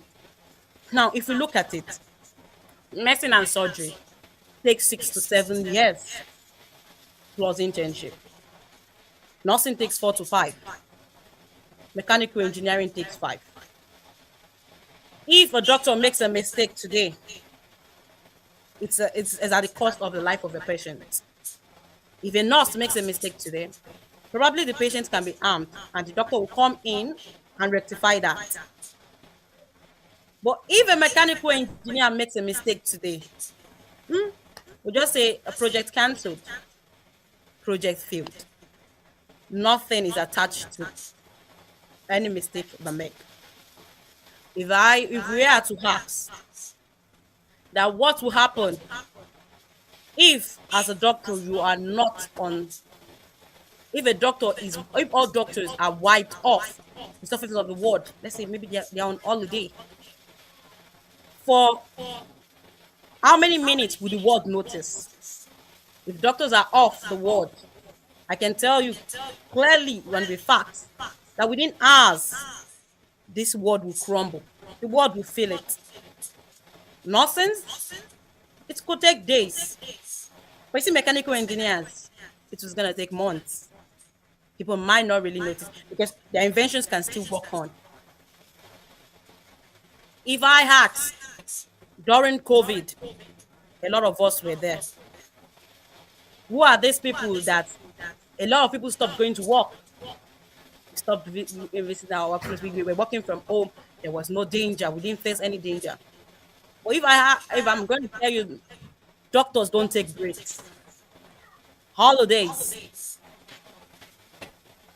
strikes, even national holidays, these people are on battling. They are not taking holidays. They are not taking breaks. When the world's about to collapse, they are the ones holding that word on the shoulders. They held it from collapsing. Nurses assisted. But when that world was collapsing then in 2020, where were mechanical engineers? They were in their houses, probably doing it from home. And they were even unable to fully give out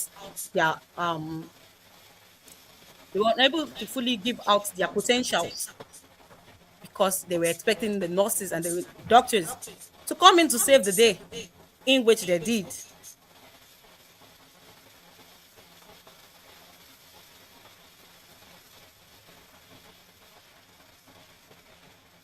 Is mine okay? Am I back on, sir? Yeah, you're back on, yes. I want to know. Is it me? You're back on, but we can't see your video. You're frozen on the screen.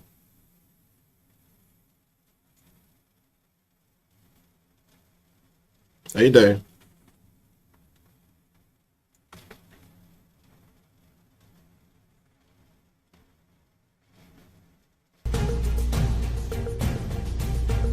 Okay, I think she's having some network issues. Let's get her back soon.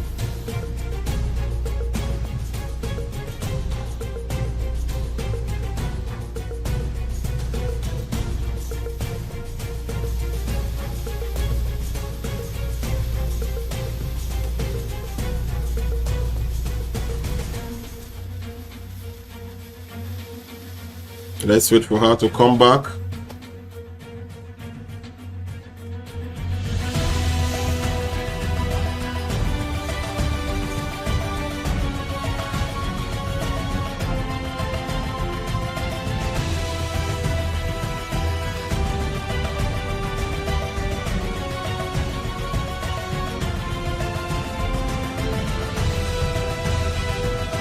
And please, for those in the comment section, please keep your questions. We're going to be asking your questions today by the time the three of them are done with their presentations. And also the engineering students, the nursing students, the medical students, keep your questions for your fellow contestants because you're going to be asking them questions after this section. Let's wait for Halima to get back to us again. At the moment, I think she's getting some issues with her network. And she'll be back to us. She will join us soon. Let's wait for her a bit. Halima, we're waiting for you.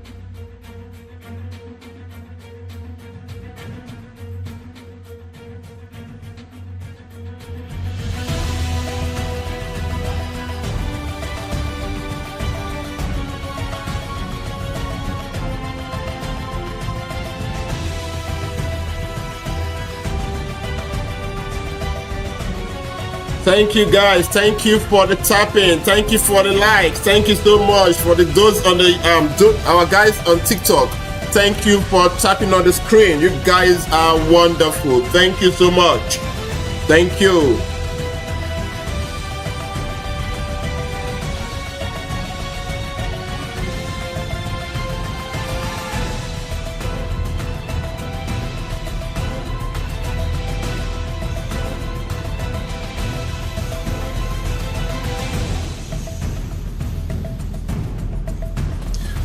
All right, so far so good. We see how important the medical students have tried to analyze what's going on. Like, I'm beginning to feel some. Maybe I'm going to apply for medicine as a medical student or nothing or engineering. I'm thinking.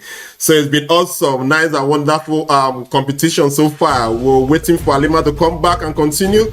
But in the meantime, wow, what do you guys think in the comment section? So far so good. What's going on in the comment section? Let's see those guys at our YouTube, our TikTok guys.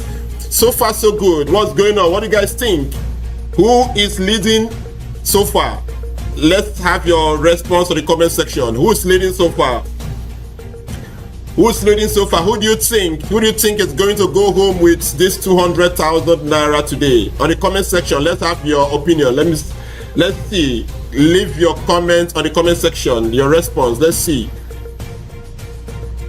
So far, the three of them are really going head to head. Awesome. The mechanical engineering student, the nursing student, and then the medical student. So the doctor is going on with 200K. Okay, let's see. Okay, she's back. The doctor is going on with 200K. All right, Halima, you're back. All right, you can continue now, Halima. All right, go ahead. I'm so sorry for the break in transmission. Network can be so funny. Oh yeah, of course. We are in Nigeria now. We know how it works here in Nigeria. That's fine. This is it, right?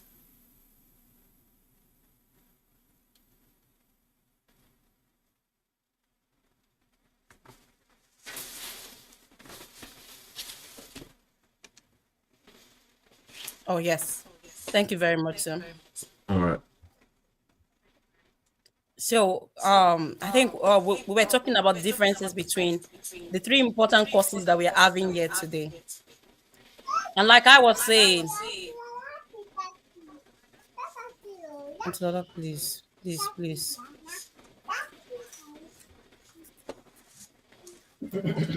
Okay, I'm trying to get back to the slide where we are. Wait, so are you also controlling it? Oh, okay. Maybe let's see if it's from my end. Okay, put it from your end. Let's see. I'm not controlling it. It's from your end. So take it up again. Let's see. Is it off? Is it out now? Okay, now let me take it up now. Did it right? I think we were slide 9. Okay, so go ahead. Just move. You can control it from your end, I guess. So you should be able to move from your end. Oh, it keeps going back. I don't know what's Keep going going on. back. It's going on its own. Oh no, I'm not controlling it. So What's happening? It's moving on its oh, own. moving on its own. For my end, it's not moving. It's only on your screen because it's not moving from our end here. Right now, we are seeing Probably what you have here as the medicine versus nursing versus engineering. That's what we are seeing. Let me continue. Out of But all is these it is three it courses, is it the same with yours there? yes, it's currently the same with mine here now. Okay, go ahead. Yeah. So try to move again. Try to move it. Let's see. Because now you have control over it. Okay, go ahead. Yeah. Okay, It's all on you now. Go ahead. out of all these three great courses, only one out of them takes an heavy oath. An heavy oath sworn on lives and everything. The rest, not really. Nothing might say, oh, we take oath. But their oath is not always used in legal court. It's not binding to them. But the Hippocratic oaths that doctors do take before being sworn to become a medical doctor holds a lot of weight and is legally binding. So it shows that anything we're talking about human survival and how humans will continue to be in existence in a way or another leads back to medical doctor. And that's why we're going to say that medicine is always at the top of the healthcare sector. This is the hierarchy we have in the healthcare sector. Because I'm very a lot saying, oh, engineering also contributes into health sector. But we have an hierarchy. We have medicine and surgery. Then we have nursing. We have applied. There's a physiotherapy. Before we now have engineering. Engineering just they build the tools. Nurses assist. But it's a doctor that leads. It's just like you have a net. Someone is building the tool. Someone is assisting. This person makes the plan work. Makes the plan, assist in execution of the plan, use the tools, probably doing 4 works all together in one. 4 works that comprises of the engineering and the nursing. Now we have these famous questions that go out throughout the world right now, because we've been seeing that a lot of people have been saying, oh, AI can replace your job, AI can replace your job. Doctors have nothing to be scared for. Because AI can never replace the doctor. AI cannot give you compassion. AI cannot even be held responsible for any case. Imagine if someone dies today as a result of maybe the AI malfunctioning. Are you going to sue the AI to court? Is that possible? Can the AI be responsible? Can AI even feel for the patient? Can it give the right comfort the patient needs? So forever, I can say medicine and surgery is a safe course. It is here to stay. It has saved humanity and it will continue to save humanity. Now for Nigeria, why medicine matters a lot here. If you look at the ratio of patients to doctors in Nigeria, we're having a ratio of 1 doctor to 2,500 patients. The gap is so much that we need people that will bridge it. That's why medicine is highly sought after in Nigeria. Because 40% of all those doctors, they've emigrated. just because of the way the system is, they had to go, which leaves this whole economy crumbling. The whole nation is calling for a doctor, somebody that would save. So it's the number one most sought after profession in the world. So me going for medicine and surgery, can you see that I'm not just going for just my purpose? I'm not just going for what is driving me. I am also answering the nation's call. I am also going to save the cries of our people. Now we're moving to money, prestige, and purpose. Is being a doctor, is it driven by money? Is it by prestige? Or is it by purpose? That was the one that inspired this particular slideshow I'm showing you. Because he asked us this last week. But I want to buttress more on it this week. If we're saying money, yes, there is money in medicine. Probably not in Nigeria, but there is money in medicine. What do you expect after 7 years of rigorous training? Is it not logical that there should be money there? But if it was for money, the other part that wouldn't even take that 7 years, that doctor can make that money, it wouldn't take that 7 years. Like Giovanni said last week, engineering is full of money. Why am I not there? But it shows that doctors are driven with one other thing that is not money. Because if it's money, crypto traders are making it. We have our tech bros making it. They don't have to go through that 7 years. And they are making that money. The money that the doctor might not even let us see in his lifetime, they are getting it. So is it prestige? Prestige comes naturally. It's not the motivation. It's just like a compliment to a job well done. That is what prestige is to medicine and surgery. It is not the motivation. The only motivation behind medicine and surgery is purpose. Because you know a life depends on you. You walk into the hospital every day knowing that one person, lives, numerous lives. I'm not even just saying one. Let's not just say one because these people are holding numerous lives on their shoulder. They go through that pain just to save lives. Not for the money, and not for the prestige, but for the purpose of healing. And like I said at the beginning, the main goal of medicine and surgery is to restore life, to preserve life. So these people are wholly working according to the purpose. Definitely not the money, I can say. Now, what I stayed, I know a lot of us will be thinking, oh, maybe, like I said, what is my own purpose? Why did I stay? I already said doctors are in there for purpose. Then why, what is driving me? That my 5 years of waiting was not just because I wanted to wait. It's because I saw that any other course comes short. It doesn't save the life I want to save.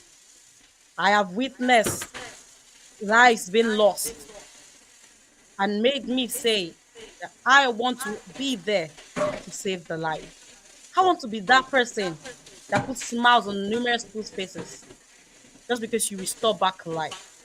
I've seen a lot of people cry, pray for a miracle. The miracle that only a doctor can deliver, not a nurse, not a mechanical engineer was prayed for, but the doctor was being prayed for because only the doctor at that moment was believed to deliver that miracle. And that's one of the reasons I am still staying. That's one of the reasons I am still pushing. That's one of the reasons that despite the obstacles I am going through in med school, I've decided that I'm not going to leave it. I'm going to make sure that I save that life. I'm going to make sure that lives are saved. I'm going to make sure I restore happiness to homes. I'm going to make sure I complete people's family and I complete their homes by being a medical doctor. Now we have myths against medicine. A lot of people will say, oh, medicine is just memorization. Is it not what you read, then you go and pour it back? Just like all other some courses. It's la cram, la pour. medicine is not just memorization. Medicine takes a whole lot. Because like I said, when I was telling you the typical day of the life of a doctor, every patient is unique. Every patient is different. So the plan I'm going through to restore life for this patient is different from the plan I am going to go through to restore life to this patient. And I've already explained that AI can never replace a doctor, not even in 20, not in 100 years, because of how difficult like is. Okay, I'm back on. Yeah. Because of how the weight of saving a life. Other people will say, "Oh, nurses are the one doing the caring job. Doctors are wicked. Have you seen that doctor? That man is wicked. That man's emotionally detached. He does not even feel anything. Nurses are the one doing the caring." That's a lie. Doctors care. You see, to save a patient's life, you need to care. The best doctors are those that are caring. But we just know that we are not meant to show it. We are not given that privilege. Like I said, you are a leader. It's very hard for you to see a president of the country, no matter how difficult it is going on. The president comes out to cry. They will say a king does not cry. It's not that the king doesn't feel emotion. Just the same way you don't like you we all think the doctor doesn't feel emotion. The doctor feels it a whole lot. But we know that our emotions must be controlled. We know that at that time the patient doesn't need our emotions, but they need us to act. They need us to move rather than stay there and sympathize with them. So we are not emotionally detached. We feel every patient a doctor treats, doctors sympathize and empathize with each and every one of those patients. And another myth is us saying, "Oh, only the elites, only the best of the best can study medicine." And that this is to everyone watching right now, and you want to study medicine and surgery. This is for you. Only the elite study medicine is a whole lie. Medicine is a course based on dedication. It's not just based on merit. The only way you can merit it is through dedication, through discipline, through showing that you have all it takes to be a medical doctor. It's not about background. If it was about background, I can tell you I won't be here studying medicine. So medicine is not about background to every one of us watching. If you are watching this and you want to pursue medicine and surgery, as long as you have that purpose driving you, as long as you are ready to dedicate yourself to this course, it's definitely going to happen. Now, I'm going to answer some of these questions came up while I was preparing my slides. And it is actually funny because I was wondering why I'm asking myself questions because I'm here to answer you guys' questions. So why am I asking myself questions? And I felt like these questions are very important. I take them because these questions, apart from answering you guys, because some of you might also have the same questions, it also shows you a whole lot about me and medicine and surgery. We have nurses saying without nurses, medicine and surgery is having a doctor around is useless. Nurses do the real caring. Like I said last week, medicine and surgery nursing is partnership. It's not different. Nurses do care, yes. They are the one that look after the doctor has made the plan. But in every partnership, there is a leader. And the leader in this partnership is medicine and surgery. A partnership does not mean the quality. It does not necessarily mean they are giving the same thing. Because it's only a doctor that you can hold in legal cases.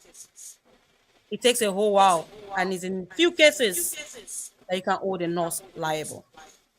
Now, engineering will say, we build the tools. Without those tools, a doctor cannot function well. I'll tell you that without the skill, the tool is just a mere product. Oh, yes, we give the manual to be able to. If I don't have the perfect skills to utilize that tool without without the skills, just like you having a craftsman, without the main craft, that tool is useless. A piano cannot just go and play itself at a concert. It's not possible. You need a pianist to play that piano.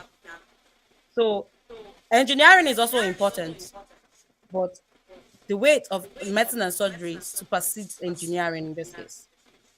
And the general public might think, oh, you are just going to talk, your mouth is this sweet because you're defending your course. You're only going to talk and you're going to leave Nigeria and you're going to go away. All of you, that's the way you guys do. You use us, then you put jackpot, literal jackpot terms. I can tell you that doctors are doing that not because they are the ones that failed the system, but because the system failed doctors. But I am telling you today that I am coming as a gap filler, not a gap creator. I am here to fill those gaps because I have, like I said, I am purpose driven that I want to save lives. And I believe I'll be a great doctor. I believe I'll be a great doctor from myself because I think I have the qualities to be a great doctor. And this quality I'm talking about is perseverance. If it's not perseverance, why did I wait 5 years? I think I am intellectually curious because the human body is quite fascinating. Like I said, when we were learning anatomy, it was fascinating. I want to know more, and that I think is one of the things that drive to becoming a better doctor. I am purpose driven. Like I said, it's not because of the money. Medicine and surgery doesn't is not really about the money because if it's about the money, you won't be one of the greatest doctors. We are talking about doctors like Hippocrates, Alexander Fleming, these people that have done great things in the world today, have saved humanity's countless of lives. So I think I am purpose driven like that. And I think I have the emotional intelligence to take on this great job because the world needs more doctors.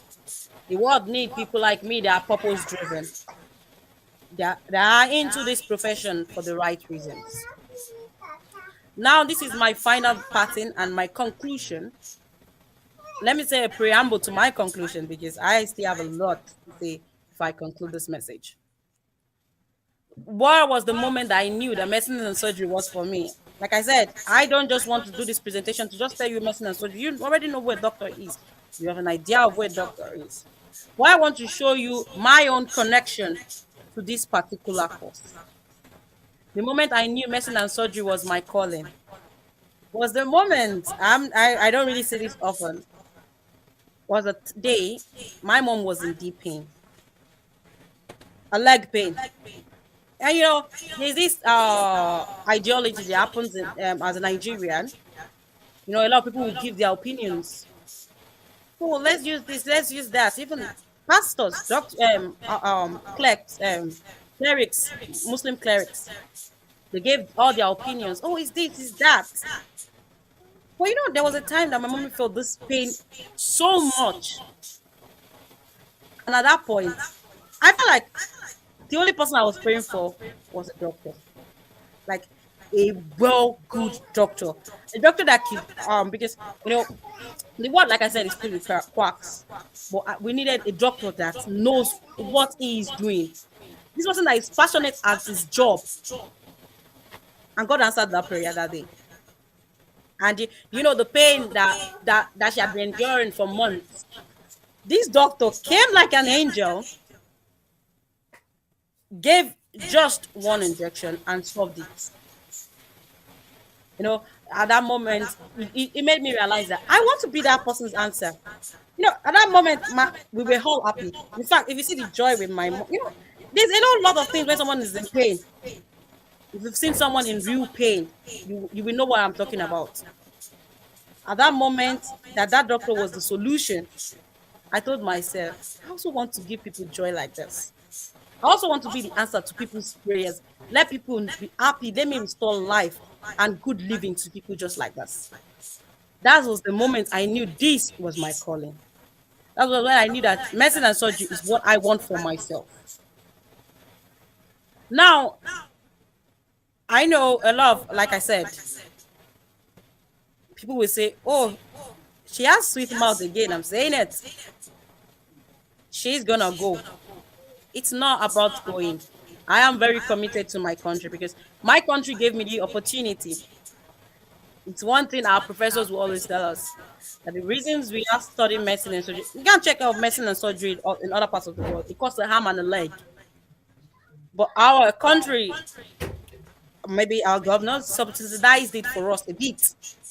That it doesn't cost that much to study it. So my country has invested in me. And I am saying this right now that I am going to pay back that debt.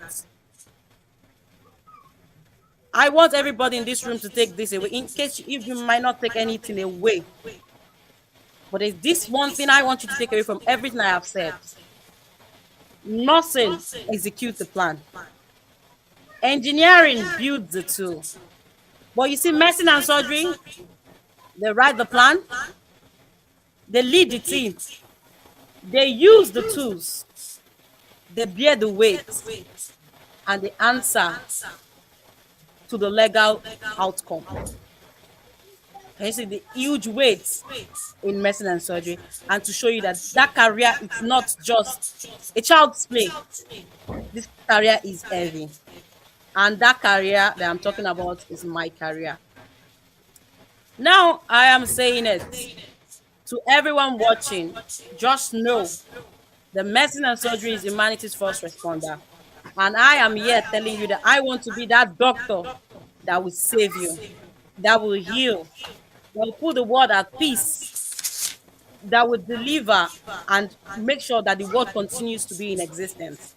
Because like I've said before in my slides, the world will collapse without medicine and surgery. Well, we are right here to bear the weight of the world. Thank you. Wow, wow, wow, wow, wow, wow. This is incredibly awesome. Thank you so much, Halima. This is a lot to learn from medicine and surgery. I appreciate this message. This is more like, it's more than a presentation. It's more like an expository essay. You open our eyes to a lot of things about medicine and surgery. Thank you so much. I have a few questions for you. Now, this question is more practical. So my first question is, if you have, like you talk about surgery, now, if you come across a case where you have two patients, and these two patients, they need immediate surgery, and you have only one room to undergo the surgery of these patients, how would you decide who goes first? Like I said, our first aim is to save lives. If we have two cases, no matter how similar those cases are, and if I am the only doctor on ground, I would first, the very first thing is, and I could only save one person, I could only take one person into surgery. I would try and stabilize the other while we are trying to get another doctor and take in that first, the most critical condition to operating room. We assess before we you go in for surgery. You must assess the case. So we try and assess this case and look at which one is the most critical condition, which one can we still give a first aid to that this person can still be stabilized. So if we stabilize the other person while paging for another doctor and preparing another operating room or another space. Sometimes we don't really need that big of a space. We could just make a makeshift space, sterilize the entire environment, and perform that other surgery if there's another doctor on ground. But if there is another doctor on ground, after stabilization of the less critical case, we get a doctor for we page another doctor to perform that surgery, and we go on to save the more critical case. All right, that's awesome. Thank you. Thank you so much for answering that question. My second question is, as a medical doctor, if you make a mistake that could harm a patient, what step would you take immediately? as a good doctor, if I make a mistake, that could harm a patient, because one thing they do tell us is a doctor must not do harm. It's better for you not to even touch the case than for you to do something that you know will put the patient in more harm. Now, if I do harm to the patient, I would start rectifying this case. We'll start rectification. Like I said, when I mentioned the typical day in the life of a doctor, I talked about the part where the doctor answers.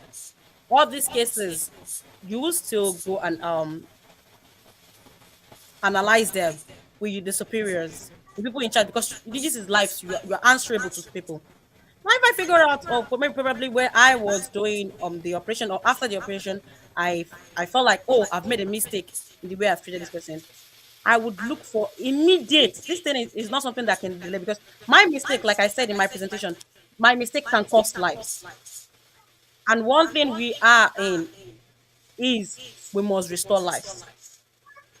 So if I notice that I've made a mistake, I'll look for every way to rectify that mistake and make sure that that patient's life is restored. I own up to my mistake, because the very, very important thing to me is my patient's life. So I will do everything to rectify that mistake and save that patient. Thank you. Okay, all right. So how about like you yes, I agree you're going to do that, but let's talk about the fact that when you realize you made a mistake, of course you have some emotions involved. As at that point, sometimes if you are that emotional person, you may go off balance. You may not be thinking as straight as you were thinking before you realize you made a mistake. So in that situation like that, do you think is appropriate to still continue with rectifying the mistake, where you are open to making some some errors due to emotions? This is it. Like I said, normally as medicine and surgery, I mentioned it that we don't lead with our emotions. But in cases where I notice that, we are humans, we can control it. Even if you try to control it, there are times you can control it. If I notice I cannot control my mistake, it is my duty to call a consultant, another consultant, someone else to rectify that mistake. Because that life must be restored. It's not about me now. It's not about that life. We put that life before ours. That life is very, very important. If I see that I am emotionally unstable, maybe my hands are shaking, I'm overwhelmed, probably tired. That's why if a surgeon is tired, they'll tell you, you don't take that surgery. Or if it's your family member that comes in, they'll tell you don't operate because you can be too emotional. Even if we are trained not to be emotional, but we are humans first. If you see that you can't control your emotions, your hands are shaking, it is your job to call on to another consultant, call on to another doctor to save that life. It is very important that life must be restored, because that is our goal in medicine and surgery.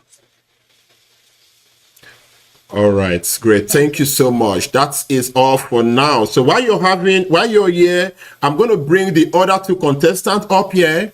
And so we go into the next session where you're going to ask yourself questions, and then I'm going to bring up questions from the audience. So audience, those of you that have questions, I'm going to be bringing 3 of them up now. So please try as much as possible to pop up your questions, and also the contestants, we also have their own questions.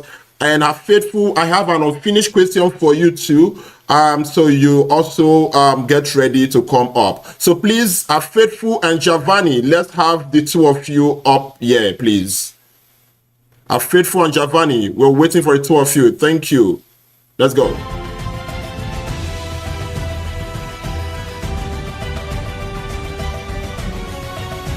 So while we're waiting for Faithful and Giovanni to join up stage, I want to inform us, for those of you that are new here, please be aware that after the contest, after the presentation, we're going to be having the poll, which is going to be the votes today. So we're going to be having it on TikTok. So it will be done on TikTok. So please stay put. First of all, we're going to crack them with some questions. Audience, get ready for your questions, and get ready with your questions. And also, let me see. Okay, we have her here. Giovanni, I'm going to be having the 3 of them asking each other's question, because they all watch their presentations. So let's have your video on. Have Faithful, and Giovanni, please send us a request and join upstage where we're going to be having. I have some pending questions for you, Have Faithful. So Giovanni, while we're waiting for Giovanni, let me ask you my question. What's I think network was the issue then that you couldn't hear what I had, the question I had for you. So I was asking, I said that if you have a patient that have a life kind of like that have an issue, a very critical situation, and the patient refuse a life-saving treatment due to his or her personal belief, how would you handle that as a nurse? All right. But let me make it clear for you so it could be easy for you. No, you know we have you understand it. Go ahead. All right. Yes, I understand it. Okay, so this is something that we call ethical dilemma, where the nurse has his or her opinions, and the patient, the client, or their relatives have their own opinions towards the care being provided. This is a case whereby we apply the moral principle. The M stands for massage the dilemma. You observe, you look at the situation at hand, and then you think of different things you could do. The O is you outline your options. Now you see different things. Okay, what do I do? How do I convince these patients? How do I make them understand what I'm saying? The R, you review it. You think, okay, how, what should be done? A, you act, and then L, you look back, you evaluate.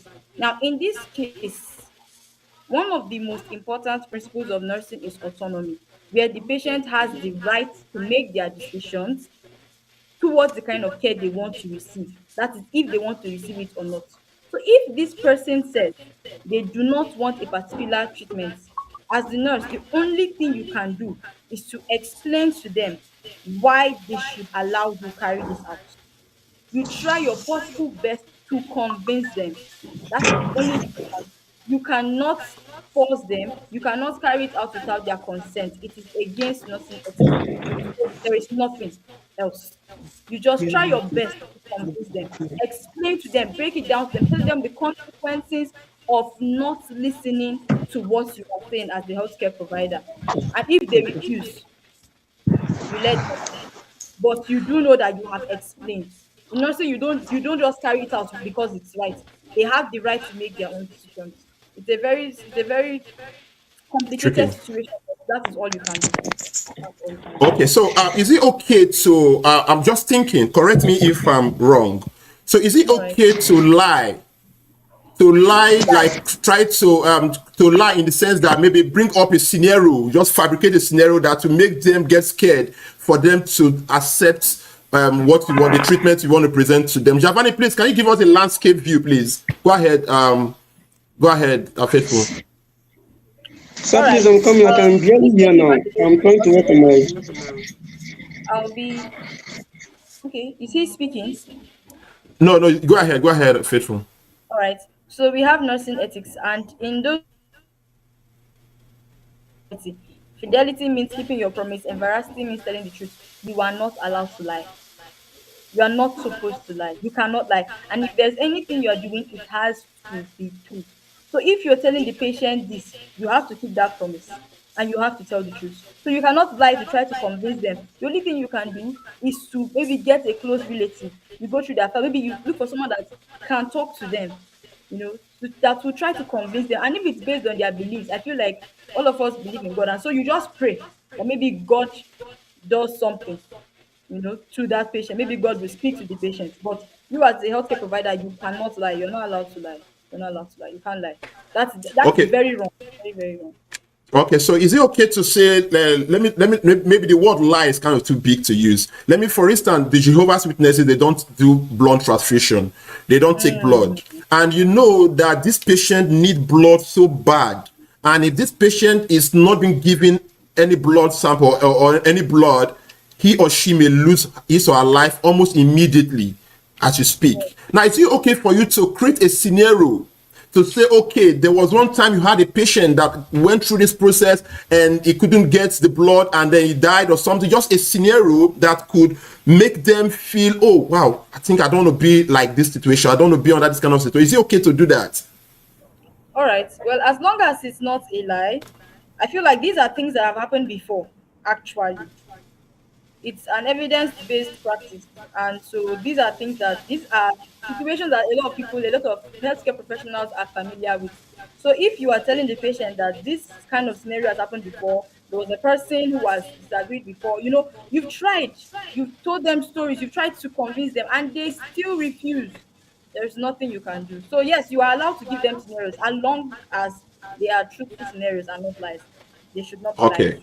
All right, good. This is my second question for you, and this also applied to the medical student, but because you guys are in the same field, I want to also see how it's been applied as a nursing student. As a nursing student, yeah. Now you are assigned to multiple critical patients at once, right? All right. Different numbers, and two need urgent attention. How do you decide which to attend to first? All right. In nursing, we have what we call our triage system. Now, you see, in emergency situations, every patient, every client is given a label. We have the red, we have the yellow, we have the white. Now, red is for very critical, life-threatening situation. That is, this person could die any moment from now. We have yellow, not so urgent, but they need care. We have green, they may not necessarily need care at the moment. And then we have black. That is, these are people that you know that there is nothing you can do and there is no saving this person. Now, in a situation like that, you will go for the person whose life is being threatened and can be saved. Yes. So that triage system is extremely important. It's used to understand the kind of treatment to be given and the what is the word I want to use now? To prioritize, yes, prioritize care. So in that setting now, you immediately apply your triage system. You check, okay, who is this person? What can I do? Which of these people should be taken to the hospital immediately? Who can still be attended to by those first aiders? Who needs to see the doctor now? So that's how it works in nursing. You have to weigh them. You have to weigh them and then carry out the possible care you can immediately. That's how it All works. right. All right. So you mentioned triage system. So are there some criteria with which would you like to give us a kind of like a summary or some criteria that rank this patient in that triage system? Yes, like I said earlier. Like for instance, blood pressure, stuff like that and all that. Are there some Okay. criteria? Okay, so let me just give a couple of scenarios. So let's say there was an accident, and then let's say four people are in a critical situation. Let's say the first person is severely breathing, is bleeding. The second person is having breathing issues. The third person is probably is just coughing, and then somebody else probably has a very deep cut close to their chest region. Now, you see somebody bleeding, there's someone with a very deep cut, there's another person coughing and having breathing problems. We have this ABC of emergency, what's the word again? Like this ABC system. I can't remember what exactly it's called. So it went from ABC to a CAB. You understand? Where we have circulatory, airway, and the B is for breathing. So now, with the person with this heart, with this cord next to the heart, is the first person you have to attend to. The first person, A, B, C, the airway, wait, come in circulation, airway, and breathing. Yes. Now you see that this has to do with bleeding. This person is bleeding. You need to attend to that person first because you are looking at it as okay, this person should be placed on red. Why? Because they are bleeding, it's close to their heart. It could be that maybe one of the veins or one of the arteries there is severely injured. That person needs to see the doctor. For the person coughing, you could just get people around there. Maybe the ambulance isn't enough to deliver them all at once. You could probably still be reassuring this person. You're just, helping them. Maybe you get a glass of water, something like that. For the person having issue, difficulty with breathing, seek help immediately. You carry out pulmonary resuscitation. You're trying to restore this person back to health. You're telling other people, there, okay, please help me, please support me with this. Do you understand? And for the other person bleeding, there are different emergency methods. Maybe the person is bleeding here. You understand? Immediately you get something that can be used as a bandage. You raise the injured side above the heart level so that the blood will not keep circulating back. So you understand what I'm trying to say? These are certain scenarios that can happen. You have to prioritize. You can't just do things at the same time. Maybe say you can't be jumping from the person bleeding to the person having heart issues to the person coughing up or something. No, it's something that is done. That's why it's an evidence-based practice. It's a professional course. It's not something that is just done randomly. It has been proven with time. So with that understanding, with that knowledge, you then carry out your practice. That's All how right, it works. All right, great. Thank you. Thank you so much. So that's all my questions for the three of you. So now I'm going to start with Giovanni. Giovanni, you have both of them. Do you have any questions to present, kind of like to ask them with regards to their presentation and others? Okay, can you hear me? Yes. Okay. I have a question, Yes. and I have a question for Halima. No, I wasn't able to hear this Hapetu when she spoke because of the network issue, so I couldn't grab any a question for her. But I have one for Halima here. Halima, you said something that engineers, when the you see the COVID-19 case came up, that the doctors were able to, I think, heal a lot of patients, and the engineers are just maybe probably being in their house resting, even though they have other ways they could help. So this is my question for you, Halima. Um, if we take back I couldn't hear mechanical, you. I think your network was cracking. okay, sorry, can I recap? You said I mentioned during the COVID-19 case. Hello? Can, can you hear me now? Okay, Master. Hello. Yes, I can hear you a little bit. Okay. Let me take that back. I said you mentioned something during your distinct presentation. You said during the COVID-19 case that doctors were on their feet trying to make save life rather, and you gave an instance and you said mechanical engineers are maybe probably busy in their houses. So this is my question for you. If we take back mechanical engineering tools like the MRI, no ventilators, no robotic surgery nets, not even a simple blood cuff, are you still going to be a lifesaver? And if yes, tell me why Sorry. If I and how. got your question right, can Okay, you so hear it's, me? yeah, go ahead. You can hear you, yes. If I got your question right, you said I mentioned that during the COVID-19 case, I said engineers were at home, right? Yeah, go ahead, yeah. Oh my God. Yes. And then what did you say for that month? Then what was the question?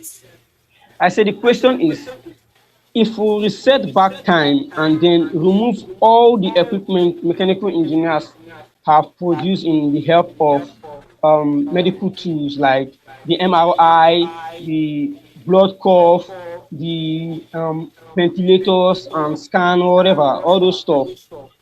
If we remove them, are you still going to be a lifesaver? And tell me how. Okay, now I think I kind of got you a bit, though the network was a little bit breaking. But this is it. You said if we set back time, um, you see, you said if we set back time without the MRI, how would it have been possible for the doctors to do all that? Now, do you Yes. think that if truly we are setting back times and there is no doctors that have saved, that their medicine had been in existence even before mechanical engineering, if those doctors were not alive to have saved, do you think there will be invention of anything? It's when you are healthy, you invent. I hope you know that. But now we are Of not talking course I about do. setting back time because none of us can change time. We're talking about No, I'm not reality, actually what talking is about. there, Can you hear me? I'm not based actually on talking what about going back in time. I said if we remove the tools engineers produce for medical assistance right now, and you are in a situation where you have to save someone with cancer, how do you intend to do that? That's what I'm trying to say. Without the like I tools. said, without the tools, Yes. doctors will still find ways. Even before the invention of these tools, they have always found a way. You see, our own goal is to restore life, and these people we go into the greatest essence of saving these lives. Even before the invention of MRI, These doctors have been saving lives. Your tools, just like AI, like I said the other day, you only came to make it easier, not that you brought a solution. You came to make it easier. It's just like I now, I want to dig, I'm a farmer now, I want to dig a hole. Before the invention of oil and all that, before the world knew that, oh, we could use holes today. Some people were plowing with their hands, they found a way. Then when the hole came, it just made it easier. Not that it brought a big thing. So engineers, you guys just made it easier. Not that you guys brought the solution. Like I will still keep on saying, a piano alone cannot play a concert. You need the pianist to play that concert. Nobody, if I have a wonderful grand piano, maybe I bought it for 36 million. Nobody will know the beauty of that piano or what. Because people will not even know what that piano can do. It's just like a lot of people buy phones. I hope you know, like you engineers great. And some people still don't know the extent to which they can use that phone. They don't know the potential in their phone. But if you see a skilled person, a skilled technician, a skilled doctor, a skilled musician, that piano will show its worth. That phone will show its worth. We are the ones actually showing you the worth of the MRI. If I take the MRI and I hold an engineer in a room, you also, as an engineering student, you don't know what that MRI is used for. Can you even operate it? It's to you, it's just a box that you've created. Can I answer you? Can I answer you that? But then you haven't given me the answer to my question. But let me answer that for you. Last What was week the answer to your we question? talked Because about it. I believe I had answered your question. That Okay, even then I will. without you guys, if those tools were not around, these doctors would have found a way because their main job is to And prolong that's my lives. question You exactly. guys just That's my make question exactly. What ways would you implement? That's what I'm asking. I know you're going to find a way eventually because yeah, doctor, they are well trained, they are skilled, and of course they can handle any situation. So my question is, what ways would you implement? But before that, you said something, and I'm going to clarify that there's a mistake there. I think an error. You said sorry, can you give me a with minute? I don't okay, know I if it's will, my I will. network, but I couldn't hear the first thing you said very well. Okay, okay. Can you guys hear me? Like aside her, We can can hear you you. We guys can hear hear me? you, Giovanni. Okay, okay, okay. So while she's processing that, let me quickly attend to what she said. She said that without doctors, we don't know the worth of the MRI, the ventilators that we produce. Okay, it is going to be like, how will I put this? A farmer going to a farm to dig without knowing where to put the cassava. That's how it's going to look like. Or should I say, a skilled person who has all it takes to make his skill go viral, and he has them with him, yet he doesn't know how to use them. That's how it's going to be like. We produce these tools with manuals, like I said last week. A phone that mechanical engineer produces always comes with a manual that talks about how well you could use that phone to your own advantage. It talks about the disadvantages the phone causes, how you use the phone, how well you manage it, the time lapses, every single thing you need, every data you need on that phone, you get it from the manual. Aside the manuals, they pre-launch the features of the phone before producing the phone. So you can't tell me that I'm making an MRI box and I don't know what I'm making for you. It's going to be silly. Is that I'm Giovanni, giving you do you believe something that if you know what without you're knowing making it. from here, you could make use of it? Why do you think mechanical engineering are not making use of it? It's very Do you simple. think you could It's make very use of simple. it? See, in fact, you guys will be doubling as an MRI specialist. In fact, you can even say, oh, I created an MRI. Come, let me do your MRI for you, and I will read it for you, and I will tell you what is it. Can you guys do that? You'll be doubling as an MRI. In You fact, that's a way you to make asked me your money. question. You Now you've answer your created the question machine. technically. Now I'm telling you You just technically. answered it. Okay. You've created the machine, right? Okay.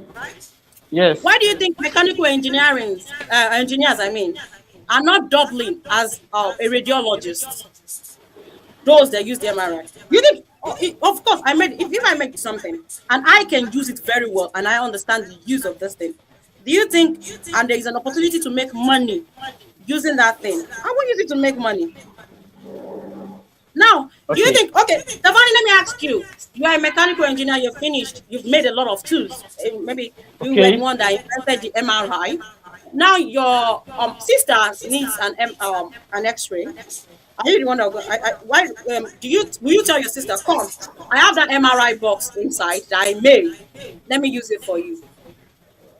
Okay. Will you do it for her? Like I said, let me Will, answer your yes or question. no? I will do it No, for I her. won't do No, it. I will not I do won't it do for it her. for her.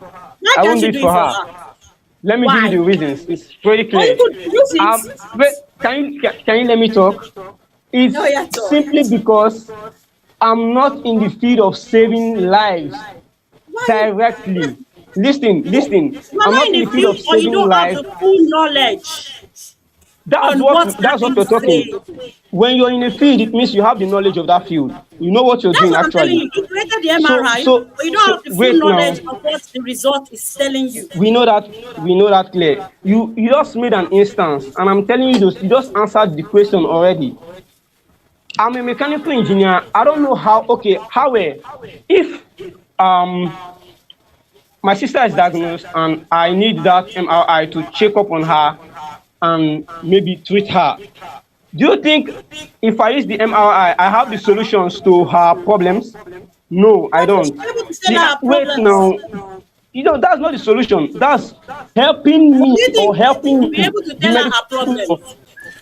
I won't do. Alima, That's why I Alima, said Alima, wait, let because him finish. Let him finish. Alima, that. give him a moment. Okay, Go ahead, Giovanni. that's why I said because I'm not in that field. It's not in my duty to tear her up and check where she has fault and then bring in those MRI to check the scan and then start producing medicines or cure for that particular cause of disease. It's not in my place.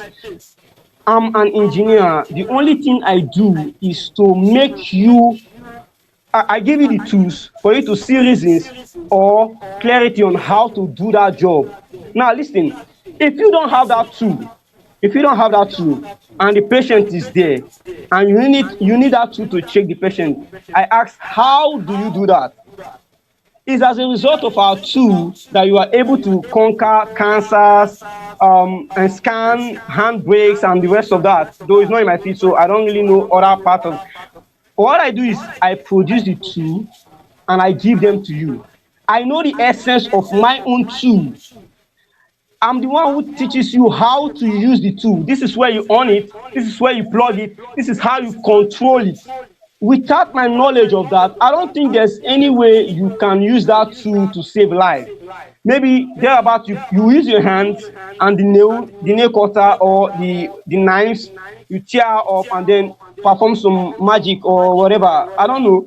But it's my tool. So my question is, how well will you do that operation? How will you be a lifesaver without my tool? I just need a simple example of how you can do that. That's all. Okay. Therefore, Giovanni, you didn't listen to my presentation then. Your I question shows did carefully. because I specifically mentioned it. You built the tools. I gave you all the credits in my presentation. I said that. You built the I tools know. just I like you know. said. Yes, and in which I mentioned, I gave you all the credit for building the tools. But like I said in my presentation, you built it to make life better. I use it to make life better. It's not about it. If that tool is down and I am not down, and I am not down, I it's know. not possible. It's not possible. Also, like you're saying, if I am down and the tool is not down, yes, I might experience a little bit of difficulty, but that does not mean that there will not be another way around. I am only using your tool because I have functioned that this thing is already in existence.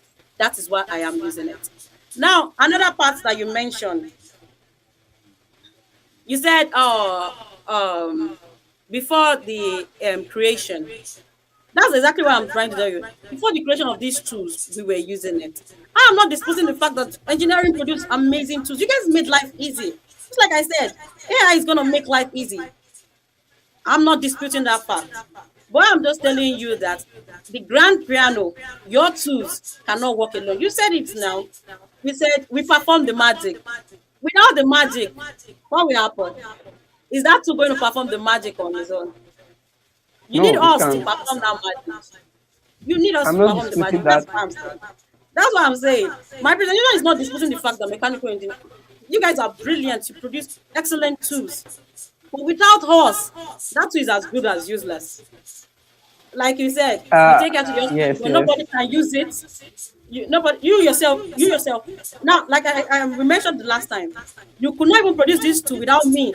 The two of us had to put heads together to produce this tool. Of course. Because if I'm not there, that tool will not work. Will not even do what we want it to do.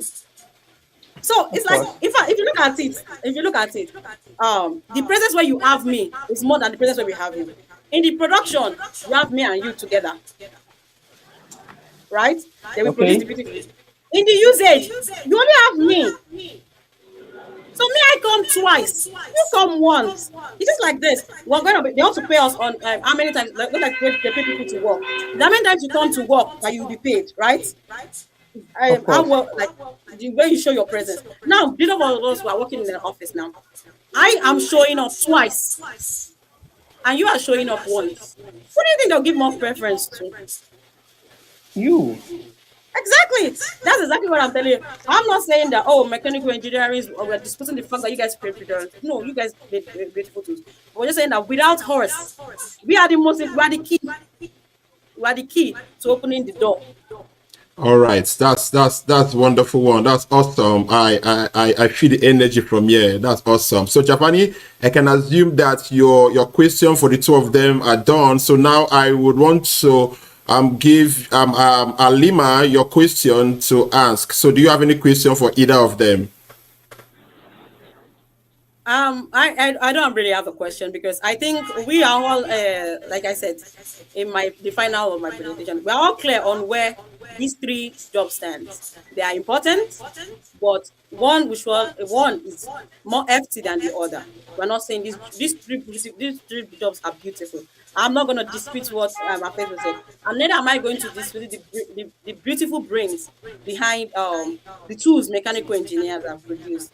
But we should all know that one will always be greater than the other. If we're gonna, even if it's by 1%, even if it's by 2%, we can definitely see it is clear that one takes the leadership out of these three.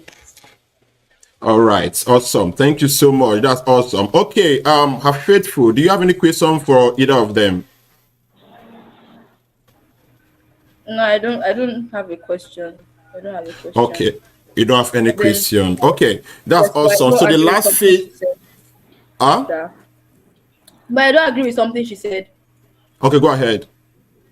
Okay, she said Correct that her. one stands above the other. I don't agree with that. I feel like we all do different things in different ways.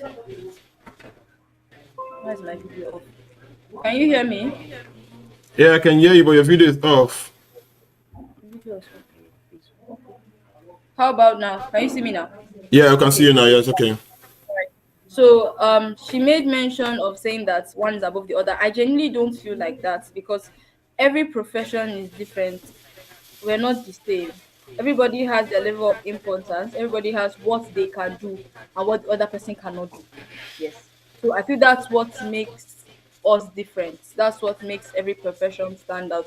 I can't just come out one day and feel because I have knowledge on my profession, I can carry out somebody else's work. That's not how the world works, you know. We have different people for different things. So I just want to make that clear. Thank you. All right. Okay, perfect. That's cool. All right. So from the comment section, do we have any question for any of them before Can we I say go something? into? Oh, Can go I say ahead. Go something ahead. for our faithful based on what she Okay. said? Um, like I will continue to say it. It's a partnership, but you will agree with me that in every partnership there is a leader, and even right now, I'm gonna throw it to you. Who is the head of every every healthcare system, Nigeria, Canada, there's somebody leading, there's somebody that takes the leadership of every healthcare system. I would love to know who takes the leadership of every healthcare system. As a whole, we're talking about even applied, we're talking about physiotherapy. If all of us come together, the entire healthcare system, who takes the lead? That question is to my faithful. I would really love for her to answer it.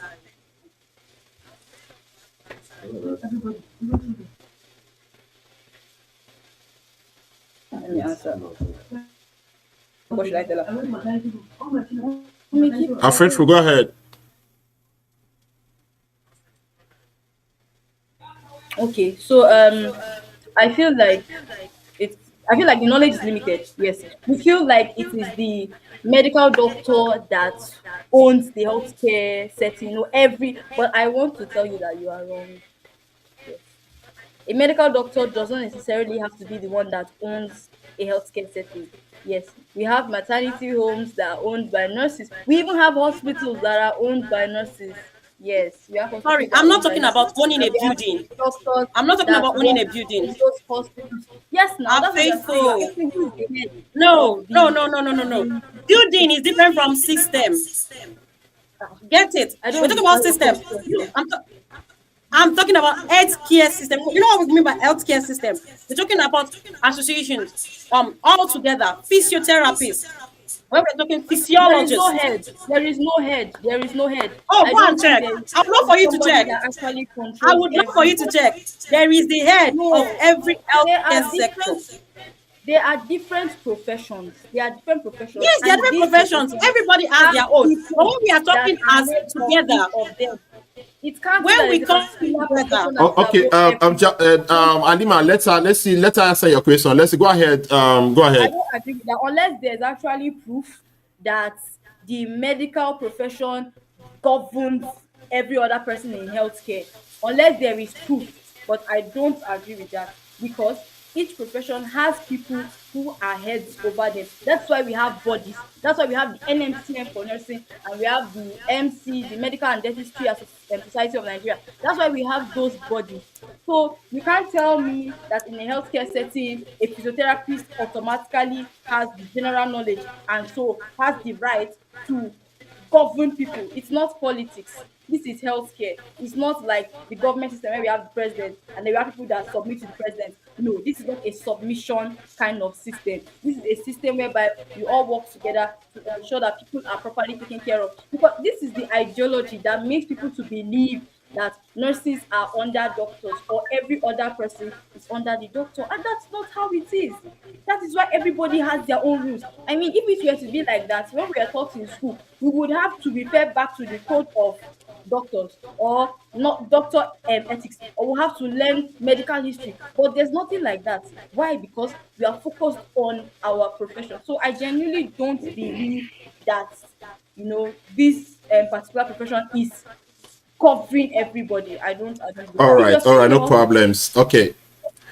then All yes, right. but very right now. Giovanni, where's your video? Giovanni, let's have your video. Okay. So let's get a question from the comment section. Let me see those on TikTok. Please, let's see if there's any question. Then before we go into the vote for today, do we have any questions While we so are far waiting, from the Can you comment guys see me? section? I'm having my Sorry, this thing is having some glitch. I don't know. I'm we trying to can't put see on my video. Giovanni. Giovanni, Yeah, can you I get know. your video on, please? Yeah, I'm trying to do that. I'm having a glitch here, just a little glitch. I've been trying to do that. It will come up and then I don't know. Any question from the comment section Sir, I would on love to really TikTok? say something back to our faithful before our audience gives us their question.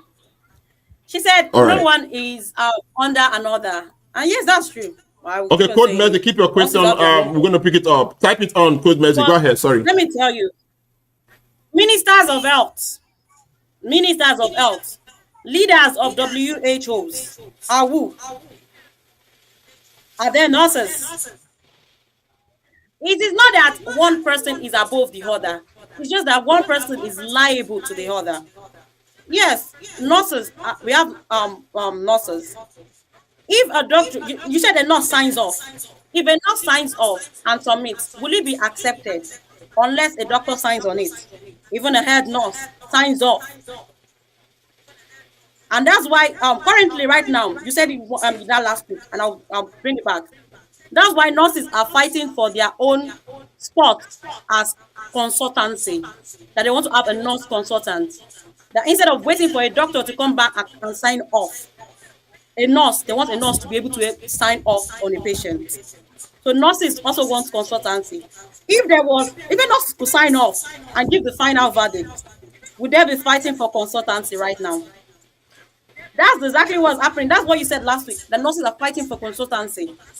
It's because a doctor is, and currently I believe the doctors don't want to release that power. They refuse to let there be a nurse consultant. Why would there be a nurse consultant? We have a doctor. Why is a nurse consultant want to challenge the authority of what the doctor is doing? I got it. Nurses. No, okay, yeah. You're welcome. Nurses currently now want to have nurse consultancy where that they also can sign off. That I don't have to wait for a doctor to sign off and give the final verdict. I'm not saying we are the head, but somebody holds the pen that gives the final verdict. Somebody is the leader. We are in a partnership, but one person is the leader. It's not leader in terms of brain. It's not leader in output. But like I said, it's the leader in terms of what this white coat means. A doctor putting on this white coat gives them that leadership. All right, Javani, don't know put where your I stuff on landscape, Javani. All right, so we have a question here from the comment section. So the question is, the first question is, if civilization Code Mercy, this question is for all of them, right? I guess. Okay, I hope it's for all of them. So the question is, if civilization loses all knowledge of your cause and the order remains, which will be the most chaotic and why?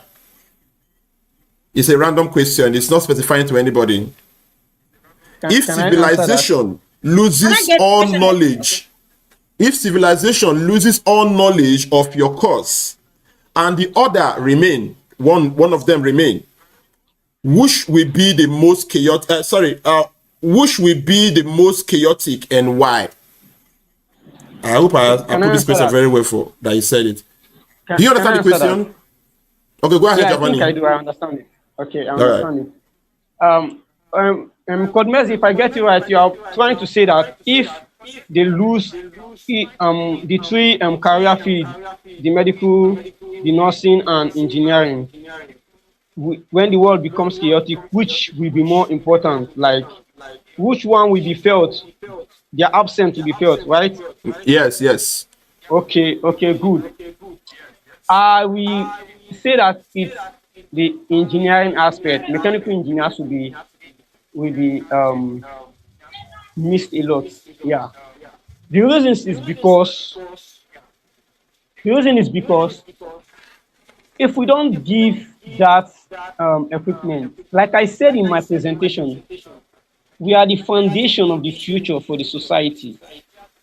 Every single thing in life that we see revolves around engineering. Take a look at it. The transportation system revolves around mechanical engineers. The energy you use revolves around mechanical engineers. Even the food you eat revolves around mechanical engineers, because if there are no mechanized tools, there is no way. I think we'll still be struggling. You will have that amount of food, and then inflation will go high. The cost of living will actually start killing the living. Let me put it that way. So if the world loses engineering, I can't even fathom it. I don't think it has ever been, and I don't think it can ever be, because there will be no world. Okay, I was thinking to myself then, and I thought this.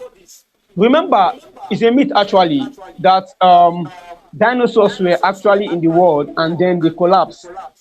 Like they were erased from existence as a result of meteoroid that hit their planet. It's a myth actually. I'm just trying to use it to bring a point. Now imagine this now. Those dinosaurs are human beings now. Let's put it that way. And then meteoroid is coming. And the meteoroid hits a part of Nigeria. and 2 states were like cleared out. Many people died, some are injured badly, and the remaining people are, I think, slightly injured. Not that, but they have diseases, but not very strong because of the dust. And so, if they are to check who is going to save more life in that case now, you won't call the medical doctors. You won't say it's the nurses, because you will always administer them to hospital. Yes, we get that right. And one doctor cannot attend to 100 or 200 people at a time. It's not done that way. There will have to be at least a maximum of 20, 30. There will be spaces, there will be different clinics or hospitals for them to attend to those patients. The nurses will also be there. They will assist them in giving care to those who are not critically injured, while the doctors will take those who are critically injured, maybe performing surgeries and the rest. All right, But let me tell Giovanni. you what the engineers will do. Please, just a minute. Let me 5 tell you what the seconds. engineers will do.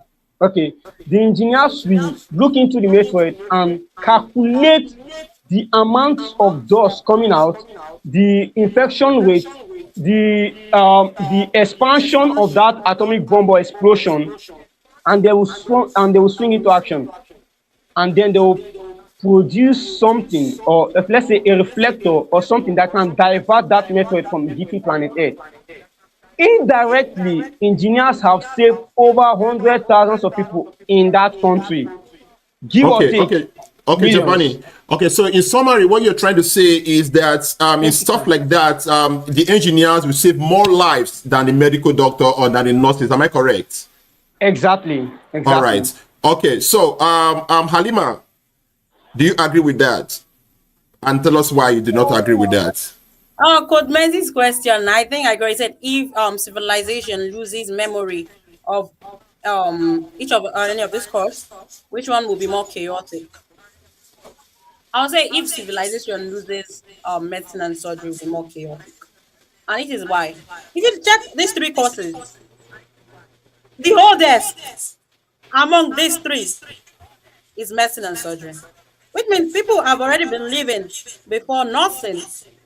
Nursing is even still close than engineering. Mechanical engineering is recent, but we have engineering, but mechanical engineering is recent. We have engineering, but not mechanical engineering.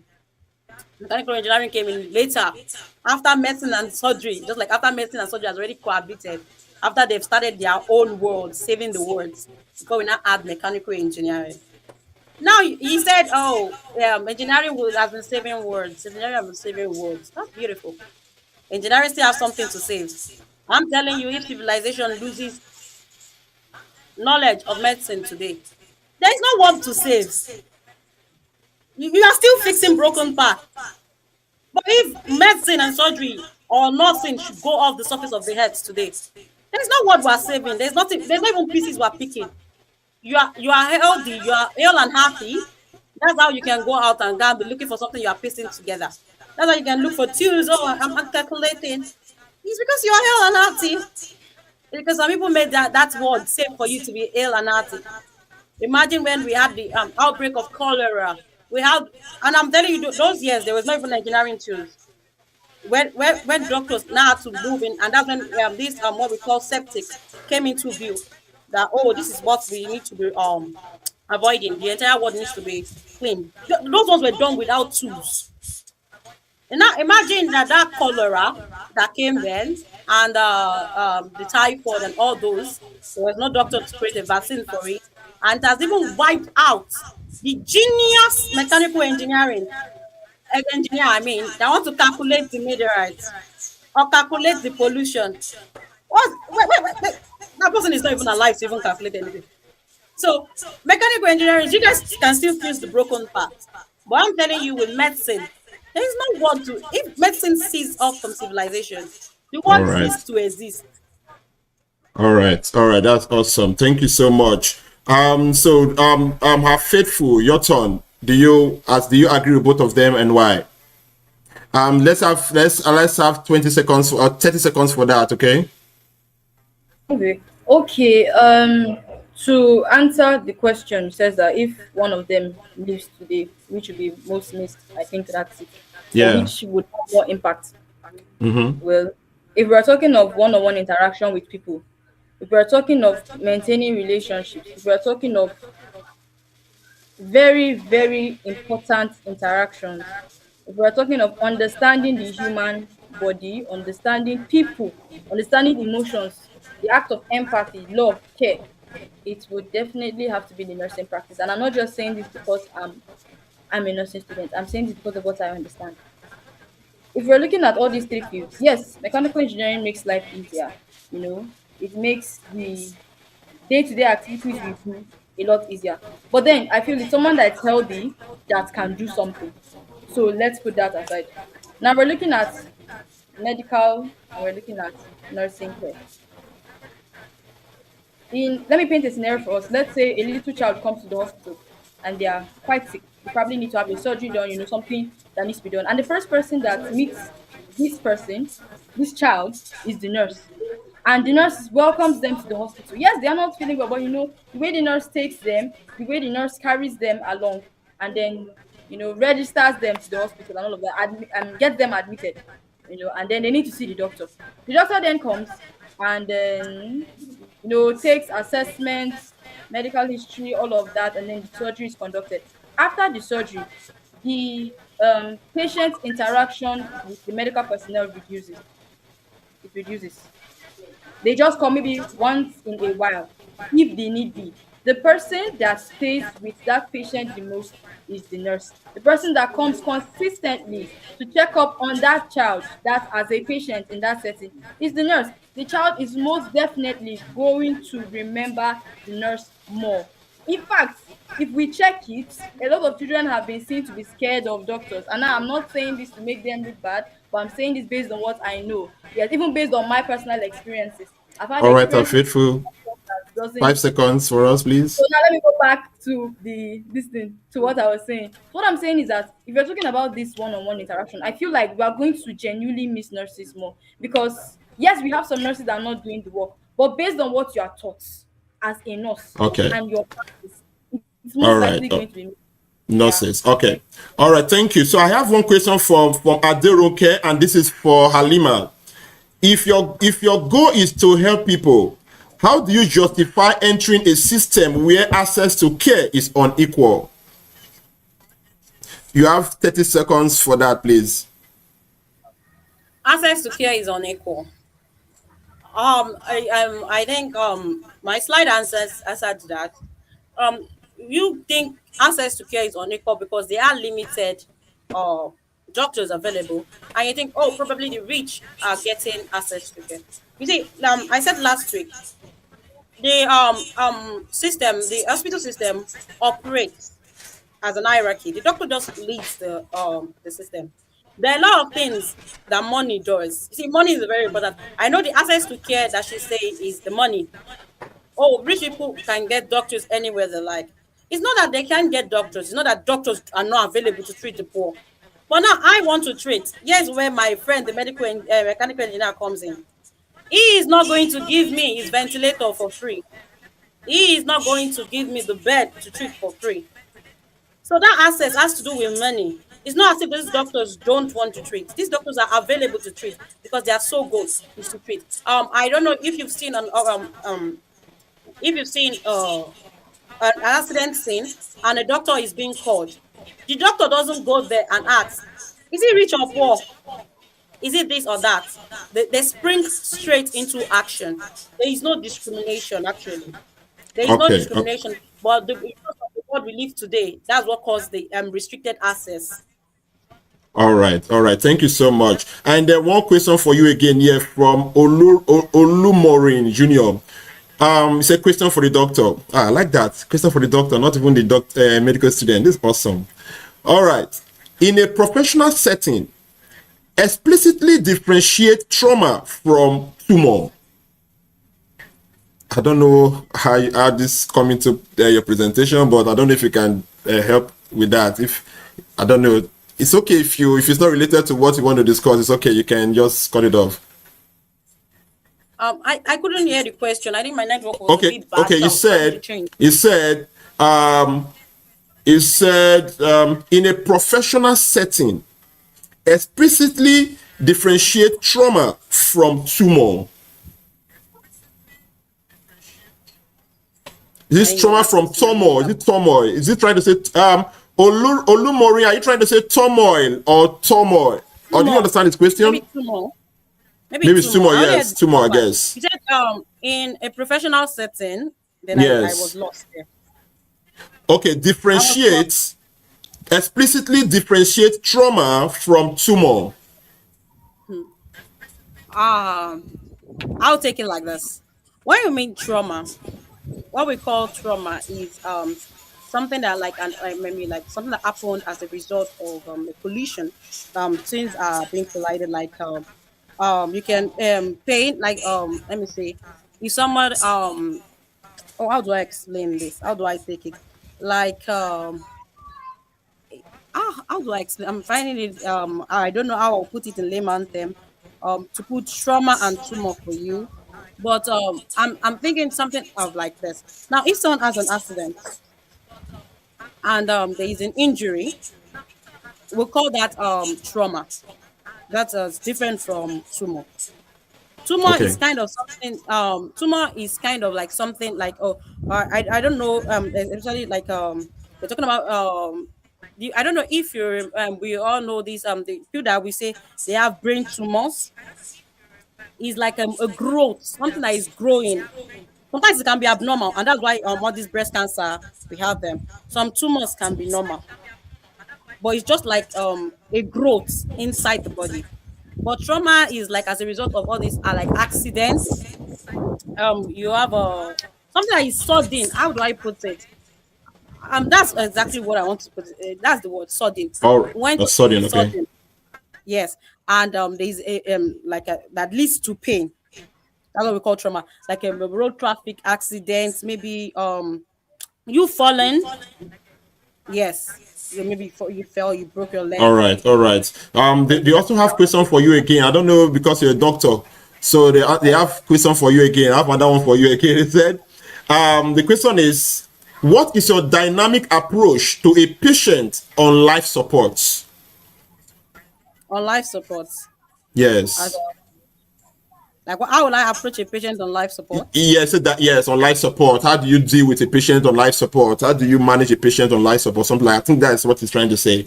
A patient on life support is already stabilized for the person to be on support. What I would take is that a patient on life support is already stabilized. So what we will just do is we continue to care for that patient, continue to look at ways and treatment plans to restore that person back to the normal health. Like I said, medicine is all about restoring life. So all we will do right now is we start creating plans on how to restore this person back to normal state of health.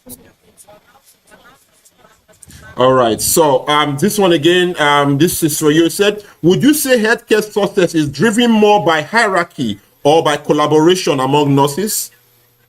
Definitely collaboration. I said it's partnership. It's a partnership. If I am giving the plan, like I said, doctors make the plan. You give the plan to who to execute? The nurses. The nurses execute it, bring back the solution. Then we conclude. That's All how right. the treatment is usually done. Okay, that's awesome. So now is the moment we all have been waiting for.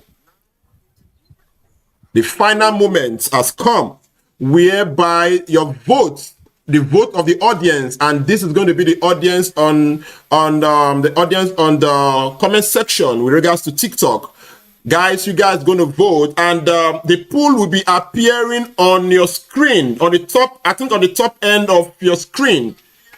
So please, it will be appearing soon. But then I want to make it clear, please. We're going to have a certain time for the vote, about 5 minutes. So please vote and vote and vote. And also the contestants, just keep yourself busy while the vote is going on. You're going to be here. You're going to be here while it's on. We're going to be calling the result while it's on. I'm going to just keep us busy with some music and all that in the background. I wish the three of you the best of luck as this vote starts. So we're going to be starting it soon. Let me confirm if it's starting now. Okay, let's confirm that and we get that on. One moment. Giovanni, please, can you get a video on? Just the way it is, you're pressing and pressing, you're just in your hand. Can you help us, please, Giovanni? Okay, let's see if it has started. Let me confirm it has started. You guys going to know.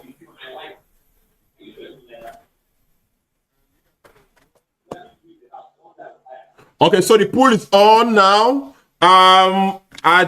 Let's see if you can see it. I don't know. Can you guys see it? Confirm in the comment section if you can see the pool on your comment section. Confirm if you can see the pool. On the left side, the left part, you see the pool on the left part of your screen. Okay, so start. All right, good. So go on and let the vote begin.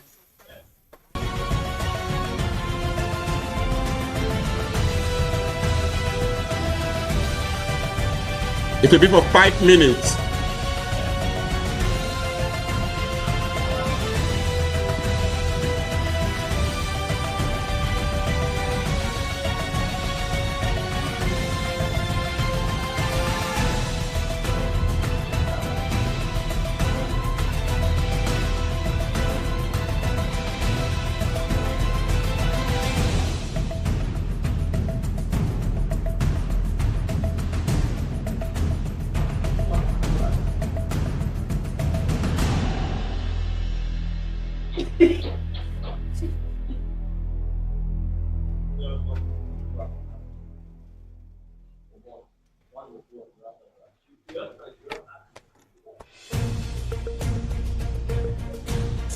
It is, you can see it on the left top end, the left top end of your screen. You see it there, you see pool, you see the symbol, pool is there.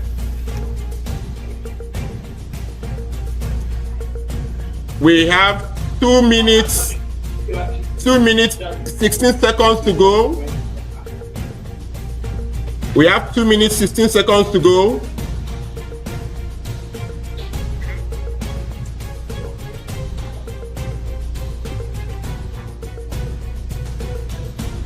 Two minutes to go.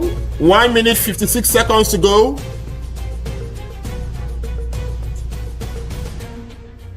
The vote now we're getting, okay, we're getting some votes now already. Awesome. Keep that vote coming. 1 minute, 40 seconds to go.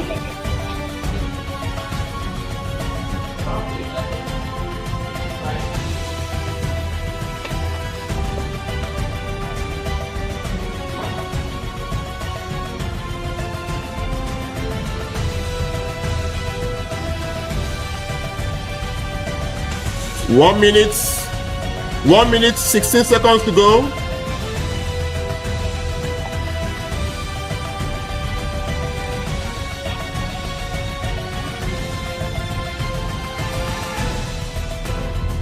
One minute to go. 59 seconds. 55 seconds. 51 seconds.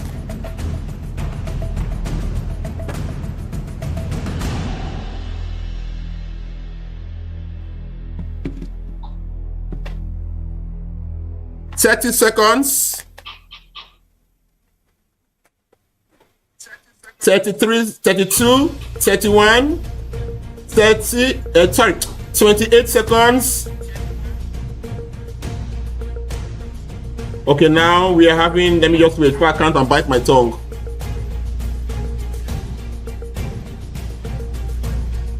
Wow, this is so close. Oh my God, this voting is so close. This voting is so close. Wow, this is very competitive. 2-1-0. That is the end of the poll. That is the end of the poll. So, now is the moment we all have been waiting for. I want to thank everyone that was part of this voting. I want to thank you guys so much. You guys did great. And I want to say each and every one of you did great. It seems you guys can see the result from there. Can you see the results? No. Okay.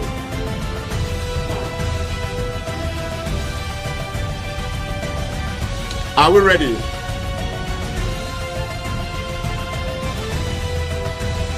Are we ready to hear the winners? First of all, before we go into calling the winners, I want to let us know that the three of you did absolutely great. I want to say you guys did well.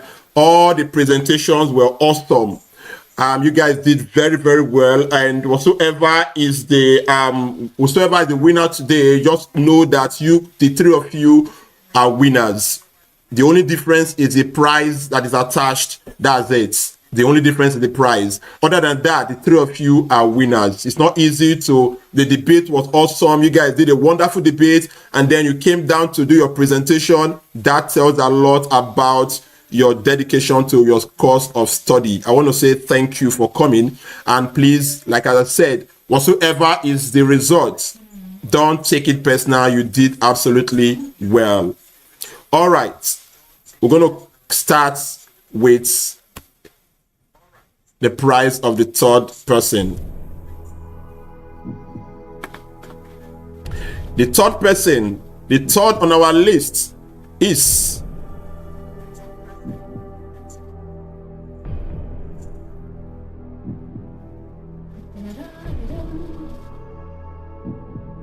first of all, before I do that, before I go into that, let me start with Giovanni. Giovanni, what do you have to say before I call the final winner? For now, just tense and then awaiting the results. Though whatever comes up, I still believe, I did something good, and I'm also appreciating my contestant. That's all. All right. Halima, do you have anything to say? I want to say best of luck. We all did well, like I said. Like you said, sir, we all did well. So everybody deserves a round of applause. Awesome. Faith, how about you? Well, there's plenty tension on my side, but I would say it was a very nice experience. I learned more about my profession than I thought I knew, and I learned from others as well. Yes, although there were some times when we were not agreeing for each other, it was looking like it was a fight more than a debate session. But I learned a lot, and I'm glad to say I was a part of it. All right, awesome. So, and I also want to put this out here. Please note that the results or the winner, the result of this contest doesn't measure your performance or doesn't mean that you did not do well. Okay, I just want to put that out there. It doesn't mean you did not do well. You guys did great, and it is awesome. All right, the third person on our list, and the third person will be going home with 50,000 naira. The third contestant will be going home with 50,000 naira, and that person had the percentage point of 26.67%. The person came up with 26.67%, and that person is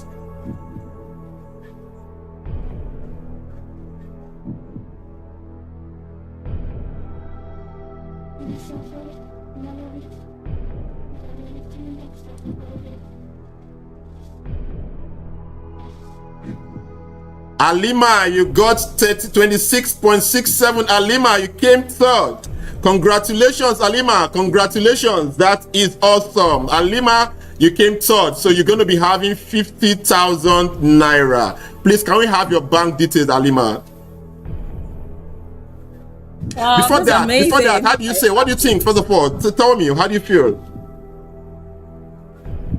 I feel good. I feel happy. All right. I'm gonna say, all right. I just, like my favorite said, it made me know a lot about Michael. So I just came for, I think I might not have gone on with the prize money, but I went on with a lot of knowledge, so not lost. Awesome. All right. Thank you so much for that. The presentation was marvelous, I'm telling you. All right, let me have your bank details. 90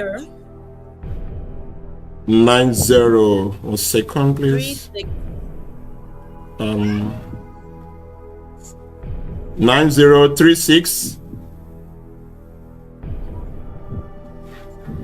No, we can't hear you. 9029. Okay. 3629. 1836. 1836. What bank? Okay, sir. Okay. Let's see. All right. So, okay, Lawal Alimad. Okay, please check and confirm for us, and let's know how much you got.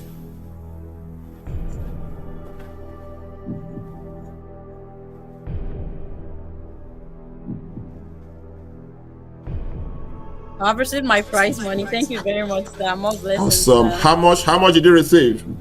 50,000. All right, congratulations. Thank you so much. Now, it is between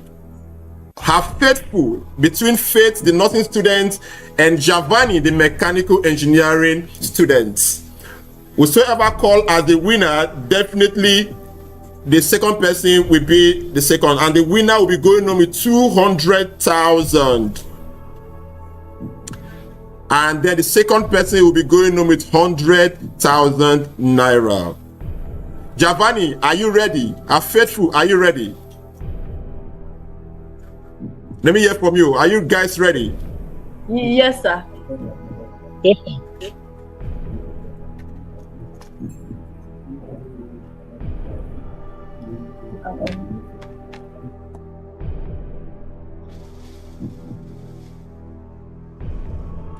The winner of this contest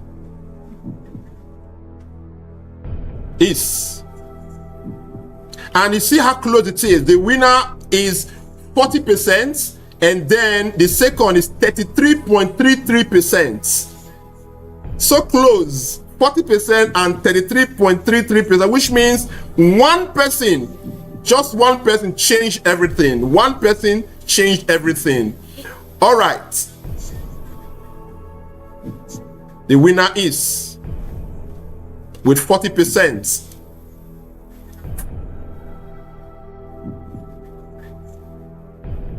Is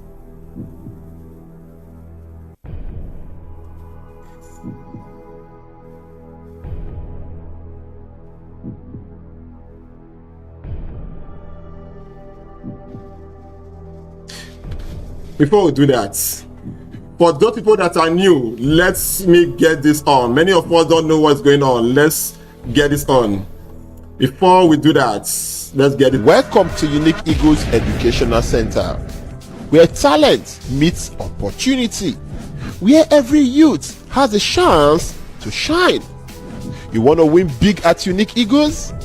Here is a breakdown of the various contests available at Unique Eagles. First off, the speed contest. This contest tests your ability to think fast under pressure. It is perfect for youth who are sharp, spontaneous, and are ready to challenge their reflexes. In this contest, you will sit with the host to answer 10 questions. Each of these questions have 4 options, and also you have 2 lifelines, the 50-50 lifeline and also the Ask the Audience lifelines. In this contest, the faster you think, the more you have the chance of winning big. Next is our focus contest. In this contest, we are testing your discipline, attention, and stamina. Unlike the speed contest, it is not about being fast. It is about maintaining concentration for the longest time possible. In this contest, you'll be given a video where various or varieties of code will display on the screen, and your task is to identify those codes and also with the corresponding word that is being said when those codes appear. This contest is made for youth that are disciplined and focus at the same time. The third contest on our list is a quiz contest. This is where knowledge, skill, and logic shine brightest. In this contest, you'll be answering questions from a reference video.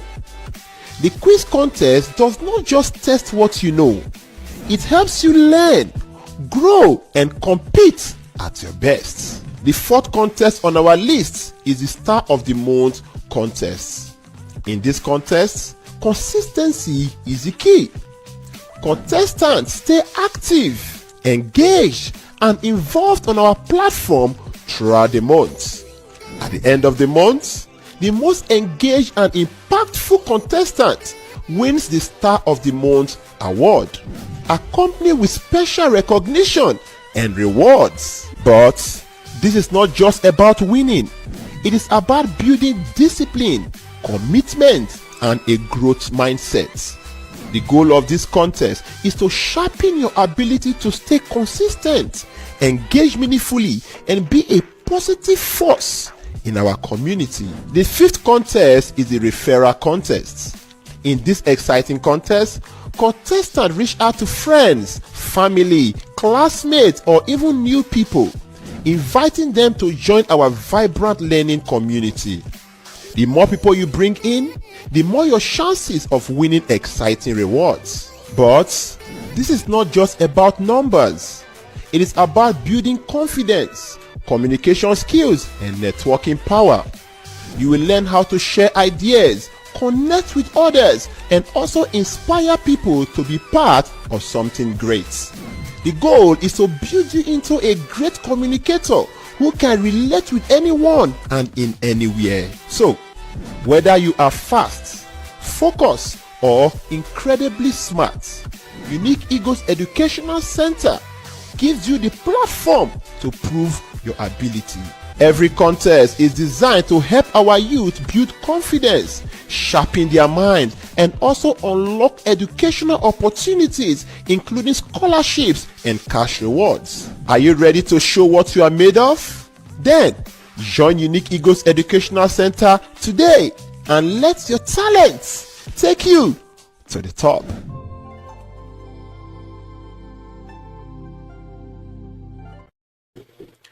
All right. Thank you so much, guys. Thank you. You guys are awesome. All right. So that was a wonderful one. But then I was scrolling through TikTok and I realized that we've been here for this long and we're still at 73,000 likes. You guys are vexed, you know. So we can't, even to this long, we can't even get up to 100,000. Now we have these people here. Let's get it. Tap that screen, please. Let's get it. Tap that screen, please. Thank you. Thank you so much. Before I call the winner of your favorite, because many of you are waiting for your favorite to come up. Please, can we tap the screen, please? Let's get that. At least let's get to 80. If it's 80K, let's get to 80K. Thank you so much, though, for those of you that are already tapping all this while. Thank you so much. I appreciate you guys. I appreciate your effort. I appreciate everything you guys did. Many of you were here from the beginning to this time. You guys are wonderful. You guys did great. I want to say thank you to every one of you. Thank you.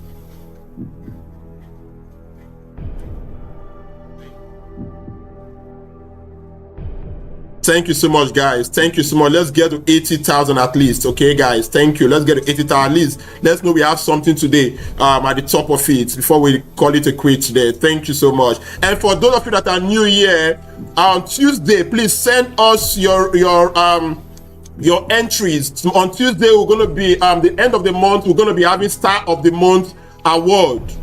Star of the Month award. We're going to be calling it the next week Sunday, though, but we're going to be compiling the winners from this week. So please send in your entries, and we pick the winners from the highest reposter. Those that repost, that have the person that has the highest repost in the month of March will be the Star of the Month of March. So guys, come ready. And for those of you that are new, tomorrow we're going to be having our quiz contest tomorrow by 8 p.m. We're going to be having our quiz contest tomorrow by 8 p.m. Okay, guys? All right. 2 more thousand to get our 80K. We can manage that.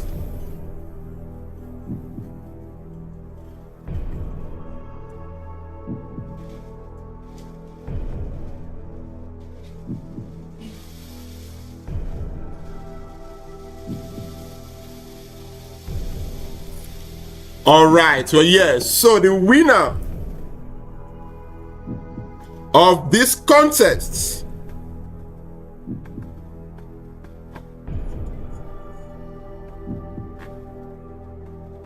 is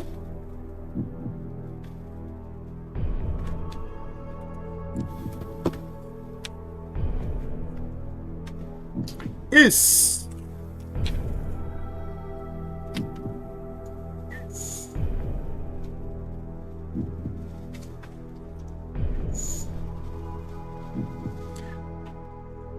all right. Let me clear something. I see in the comment section someone let me clear something. Yes, he said this doesn't give credit to intellectual effort. Now this is to answer Omolola.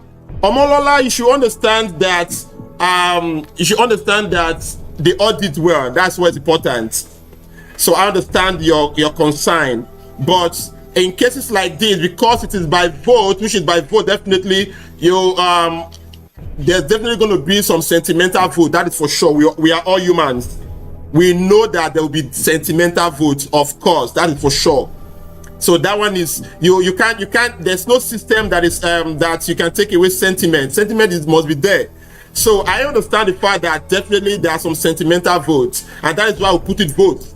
So the highest persons that are more sentimental will win. So it's more about sentiments. Trust me, some people that vote don't even know the three of them, but they voted. They just came for the first time here and saw, oh, I like this person's face. It's looking handsome or beautiful. Let me vote. So that is it. So we already know that there will be sentimental vote, of course, but that is just the system. What matter is we learn today, and that's exactly what I always tell us on our platform, and the three of them are aware. Our platform is not about the money. Our platform is about knowledge. That's what we're doing here. The money is just an incentive.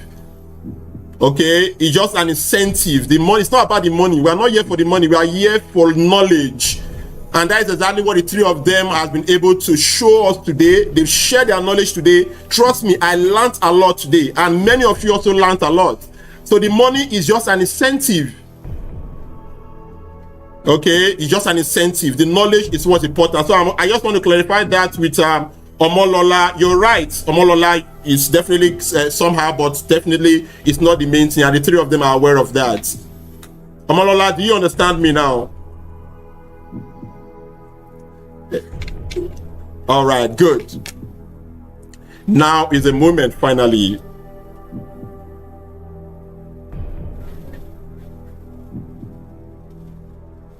Yeah, I like that, Vogue. I like your statement. The money is just to appreciate your effort in your academics. Thank you. That is exactly how it is, Vogue. Thank you so much for that input.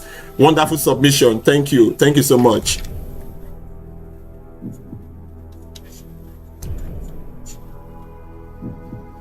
The winner. Giovanni, I can't see you. Are you there? Giovanni is frozen. Giovanni, are you frozen? The winner today, the winner is, and the winner will be going home with 200,000 naira. The second will be going home with 100,000 naira. The winner is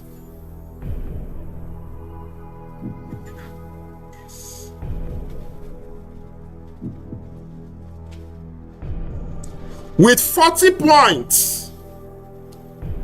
The winner is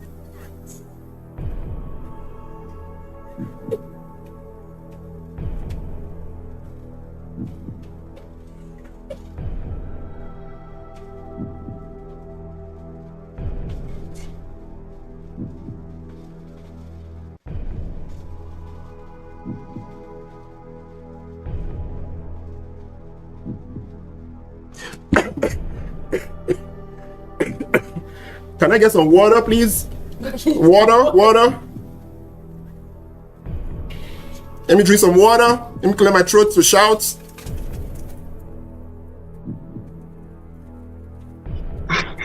Happy, how are you feeling?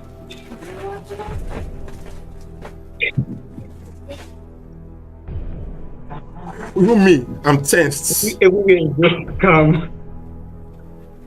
So you're scaring me. I see. Our all-time winner going home with 40% of the votes and with 200,000 naira is no other person other than.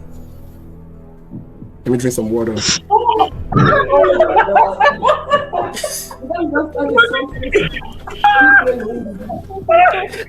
man wants to call the winner. He's giving us tensions.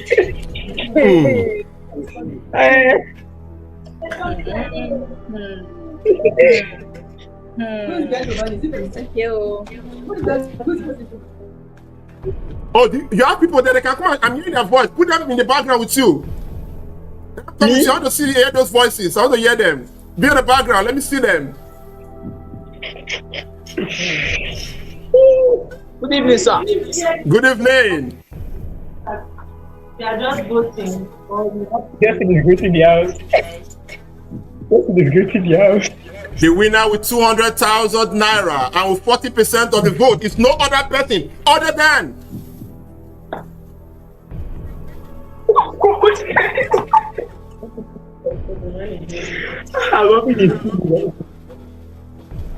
Her faithful, she got it. Her faithful, congratulations.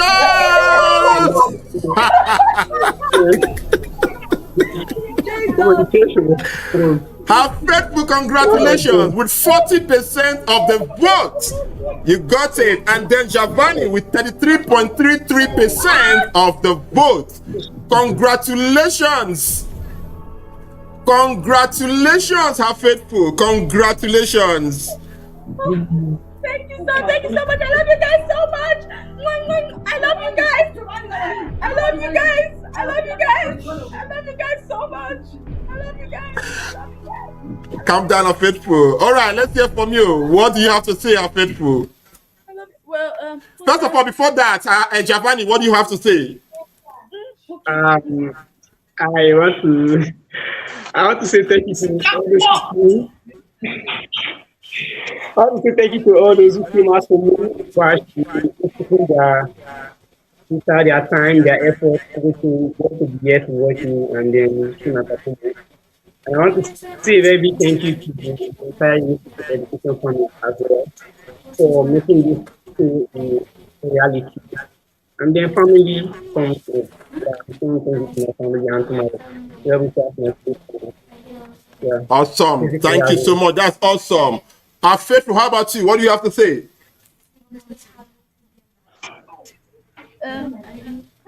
First of all, I'm so emotional right now. And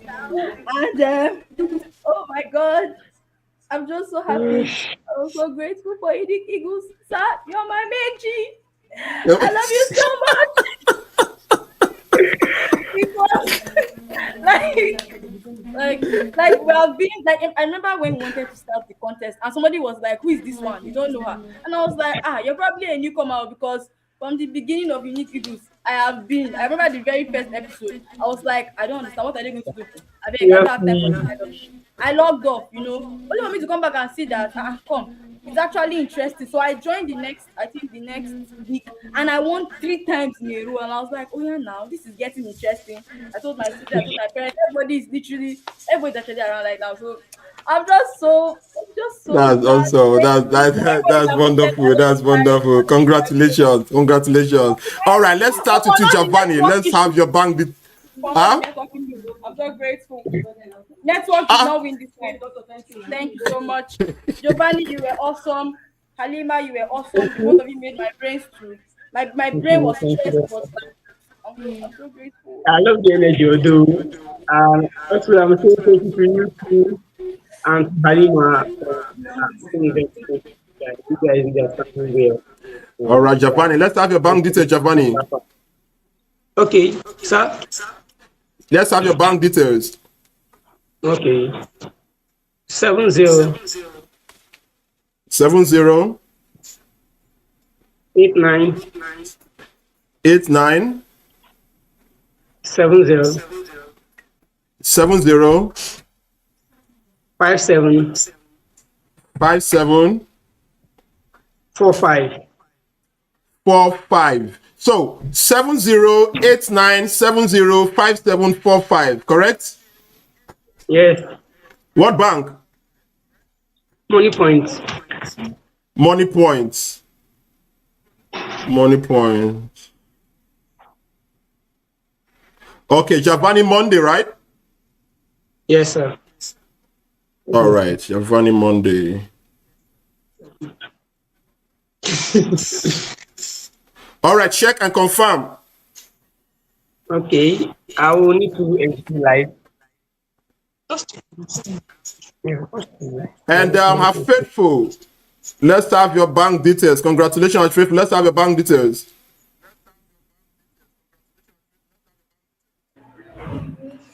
Can you hear me? Yeah, I can hear you. Yes. Okay. 90 Wait a second. 90. Go ahead. 74 74 15 15 Yes, sir. 00. 70 Yes, 58. 58. What bank? OP. Okay, so 9074157058, right? Yes. JD. Yes. Okay, OP. Let's see. Oh, he said the account cannot be found. Call it again. 9074157058, No, right? no. Not 70. 00. Oh, 00. Yes. 00. 58. 001558. Wait, let me call it again. All right. 90 Mm-hmm. 74 Uh-huh. 15 Mm-hmm. 00 Mhm. 58. 58. Okay. Yes. Let's see. Yeah, let's see. Giovanni, have you confirmed yours? Yes, sir. Thank you very How much. much did you confirm? 100,000. 100,000. All right. My Faithful, we are on yours now. Faith Liza, right?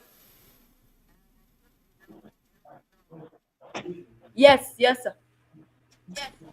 Oh, okay.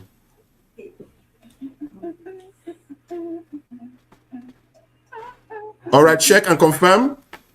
My phone shake. I've gotten it. Thank you so much. Thank you, sir. How much did you get? 200,000 naira. Talk well. What you do? Speak up. Can't hear you. I don't want to cry. This girl's not feeling fine. All right, thank you so much, everyone. This was a wonderful one. Halima, thank you. Faithful, thank you. Giovanni, thank you. I'm going to be having more contests. For those of you that are new here, these are what we do. These are what we do here. Contest. We rack our brains, we shift our memories, try to challenge each other. That is the purpose of Unique Eagles Educational Center. So if you want to be part of this, join us on any of the platforms that you wish. We are on Facebook, Instagram, TikTok, and YouTube. The same name, Unique Eagles Educational Center. So you can join us in any of those platforms. Tomorrow, we're going to be having quiz contest episode 85. We're going to be having episode 85 tomorrow. So get ready tomorrow. It's going to be a tough one. It's going to be an interesting one. And I let me not spill the beans. But tomorrow is gonna be, you guys gonna see it. You guys, you open mouth. All right. So, all right. So thank you so much, everyone. For those of us in the comment section on TikTok, thank you. I can see your handwork. We are almost 100,000. I think we are getting there now. We are getting there. Thank you so much. Thank you, everyone, for being here all through. The likes of Code Mezi, the likes of Aderonke, the likes of Prince, Liza, the likes of Namani, the likes of Sweet Girl, Bright Shisom, Flawless, your favorites, what name again I'm seeing here? Vogue. That guy sounds so intelligent too. That guy is an intelligent person on our platform. I don't know him, but his speeches and his statements are really intelligent. Slim Z, and so many of you. I can't really pick everybody here. We have a lot of persons here, but thank you, everyone. If I don't pick your name or call your name, thank you so much, everyone. I appreciate you all. At this time, it's time for us to go home. I'm very hungry right now. I'm starving. So let's all go home, and I believe you guys are also starving. Thank you so much. Have a wonderful time. Bye for now, guys. Bye.